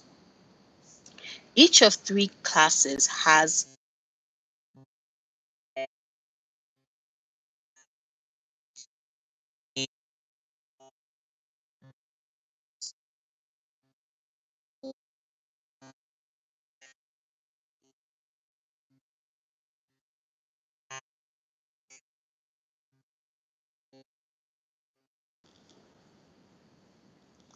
Uh, okay, because I think I've found where I stopped. Can you all hear me now? Okay, I'm back. Awesome, awesome, awesome. Okay, so I'll pick up where I stopped. Each of three classes has at standard a light, a light attack, a heavy attack, a ranged attack, a dodge and a block, and charge variations of some of them. A full suit of action game like capabilities. BioWare, knowing you have this means it can test you in ways the game haven't been able to do before, both in combat and out, I should add. In other ways, in other words, it can come for you.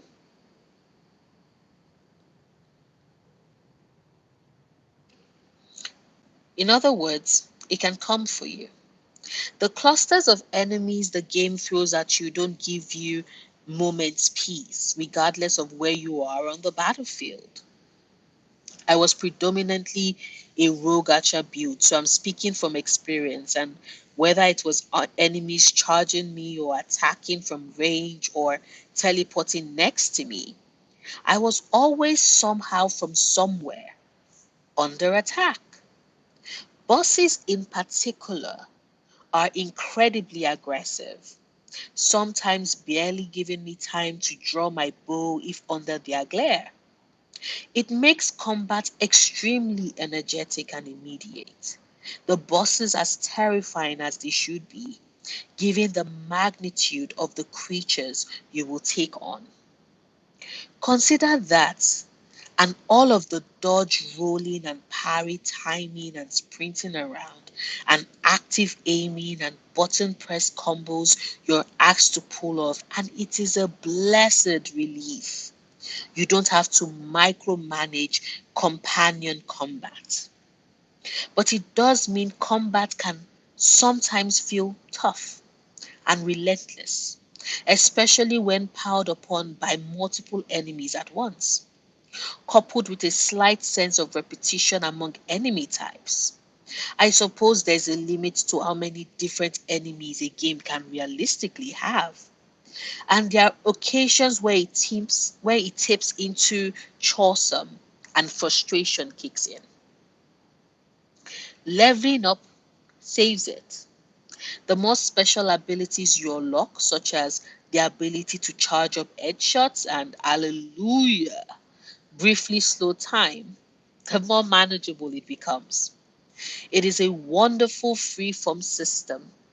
Character building. There are three specializations for each class, but everything is spread out across one big skill tree. So, how you get to those specializations is up to you. There are special abilities, button press abilities, passive abilities. There's a lot here for a min maxer to think about as you plot your route around the tree. And the best part is you can respect whenever you like, as many times as you like. So you can try everything out as you can with your companions. I love the trend of games doing this. On top of that, there is a surprising build depth lurking among your equipment. Item rarity bonuses will combine better with certain builds than others, and you can enchant equipment and even abilities to focus this further still. Then there's the temporary rune buffs you can activate during battle for situational power-ups. But put all of this together and multiply it by your companions, and you've got a fairly hefty theory crafting equation. It's actually the most engrossing Dragon Age game I've played in this regard. And when you start finding build defining unique items later on, it edges towards an experience like Diablo. I've got a flowery bow that fires 3 arrows at once, for example, mitigated slightly by only doing half damage. And I've also got a ring that makes all of my ability damage suddenly do fire damage.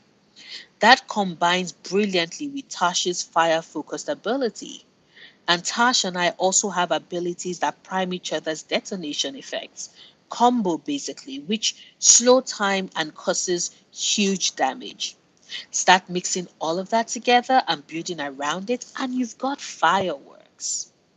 That's a long way of saying that the gods of the Veilguard are really good, and that it feels great to play and that it gives you plenty to chew on. But where the game becomes truly exceptional is the ambition of the story and the moment it places you in. There are some hard decisions to make. A lot of them come later in the game, but even early on, there are moments where you decide the fate of entire cities, then see the repercussions of that choice both in the area itself and brilliantly through the companion linked to it, both mechanically and narratively. A wonderful touch. The villains themselves, Gillinan and Elganan, are a delightful pair too, or trio, depending on how you class Solus, whose true intentions never quite seem clear. They are all brought to life majestically. Gillinan as a writhing squid like menace, and Elganan as a larger than life pantomime villain. Through them and everywhere else in the game, you will plumb the very depths of Dragon Age lore and learn such secrets as I've wondered for years about, where so much of this began. As an admirer of the series lore, I feasted. There were moments I squealed at what was being revealed. It goes there. Oh, it goes there. Then that ending, the all timer. What I find so special about it, beyond just the scale and ambition of its enormously impressive cinematic spectacle, is how it brings the whole experience of the Veilguard together as a role playing game, how it pays everything off. That time spent building faction relations, that time spent with companions, even the time spent hunting for Solus's memories in the crossroads, where you find a lot of that juicy lore. Everything is honored, everything seen and referenced, and it makes it feel so very worthwhile because of it. What BioWare has managed to accomplish here, in the face of all the pressure it's faced since Dragon Age Inquisition came out 10 years ago, is extraordinary. From head to toe, wing to wing, the Veilguard is exquisitely realized and full of sophistication across systems and storytelling. It is warm and welcoming, funny and hopeful, gentle when it needs to be, and of course, it is epic. Epic in a way I think will set a high bar, not only for BioWare in years to come, but for role playing games in general. This is among the very best of them. It is the strongest and loudest answer BioWare could have mustered from the people still doubting whether it could do it. The answer is yes, emphatically. The Veilguard is spectacular. BioWare is back. I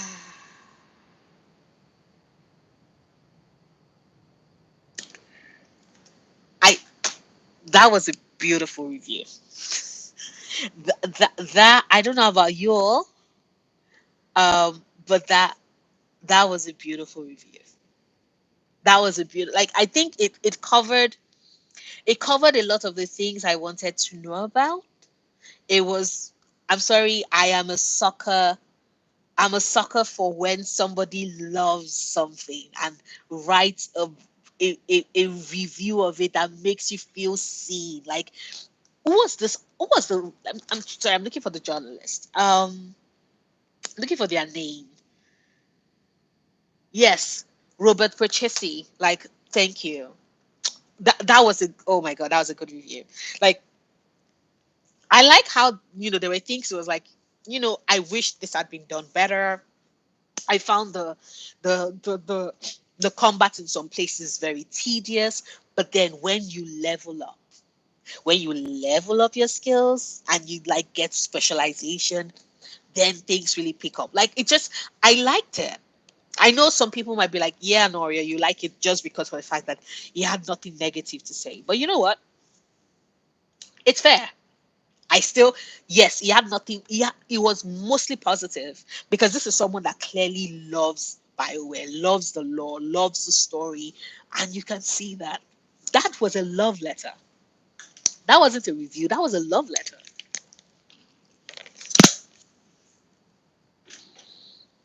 and I gobbled every inch of that because you know we got confirmation about how the combat would work.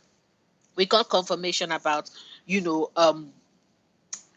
there not being any fetch quests, which I really appreciated, and how every single quest is important and serves the story.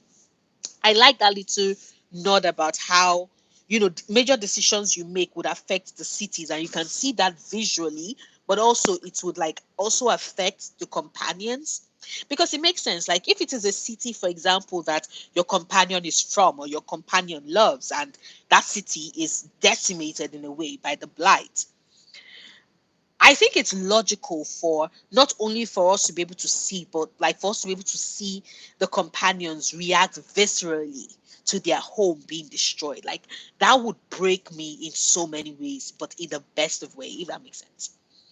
Um, but yes, so I honestly think that I'm probably going to this is probably going to be the last review I'm going to because this is we've exceeded 2 hours, you all. We are pushing three. We are so close to pushing 3 hours, and yeah, it is currently shit. It's already to 11 p.m. my time, and I have to go to the office. Sorry, I have to head into the office tomorrow.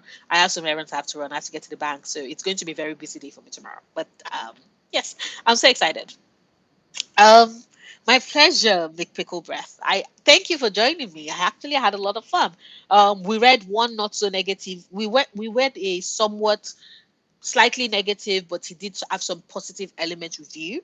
But the positive elements were the things that we actually really enjoy in the BioWare game, so that was fun. And then we read a positive review that highlighted the things we love in the BioWare game. So, um, yeah, I've already gotten the game because there's certain things I want from the game, and just these two reviews have just confirmed that a lot of what was present, like a lot of the things that they are highlighting, are things that I also really enjoy. So I am very excited for Dragon Age the Veilguard. I am so excited about it. But yes, I think that this is where I'm going to end tonight's stream. I hope that everybody has a great rest of your day. Oh, thank you, Dizzy Leaf. Thank you so much. Thank you, Julia. Yes, I hope everybody enjoys the rest of their day. I hope that you look forward to Dragon Age and what it will bring. We are 3 days away. In some corners of the world, we're 2 days away. So that is great. That is good. Yes, Julia, let us go romance Emmerich. We are romancing Emmerich. I keep telling, I'm like, Emmerich, I cannot wait. I cannot wait. My pleasure, McPrickle Breath. My pleasure. Okay, so I would say, and also I agree with Rachel Tereva. It is so satisfying to have people really love this game and express their love for the game. Yes, I'm really happy about that. But yes, so I think that this is the point where I'm going to end the stream. Thank you for coming with me. Thank you for being with me, and see you around. Bye, everybody. Bye.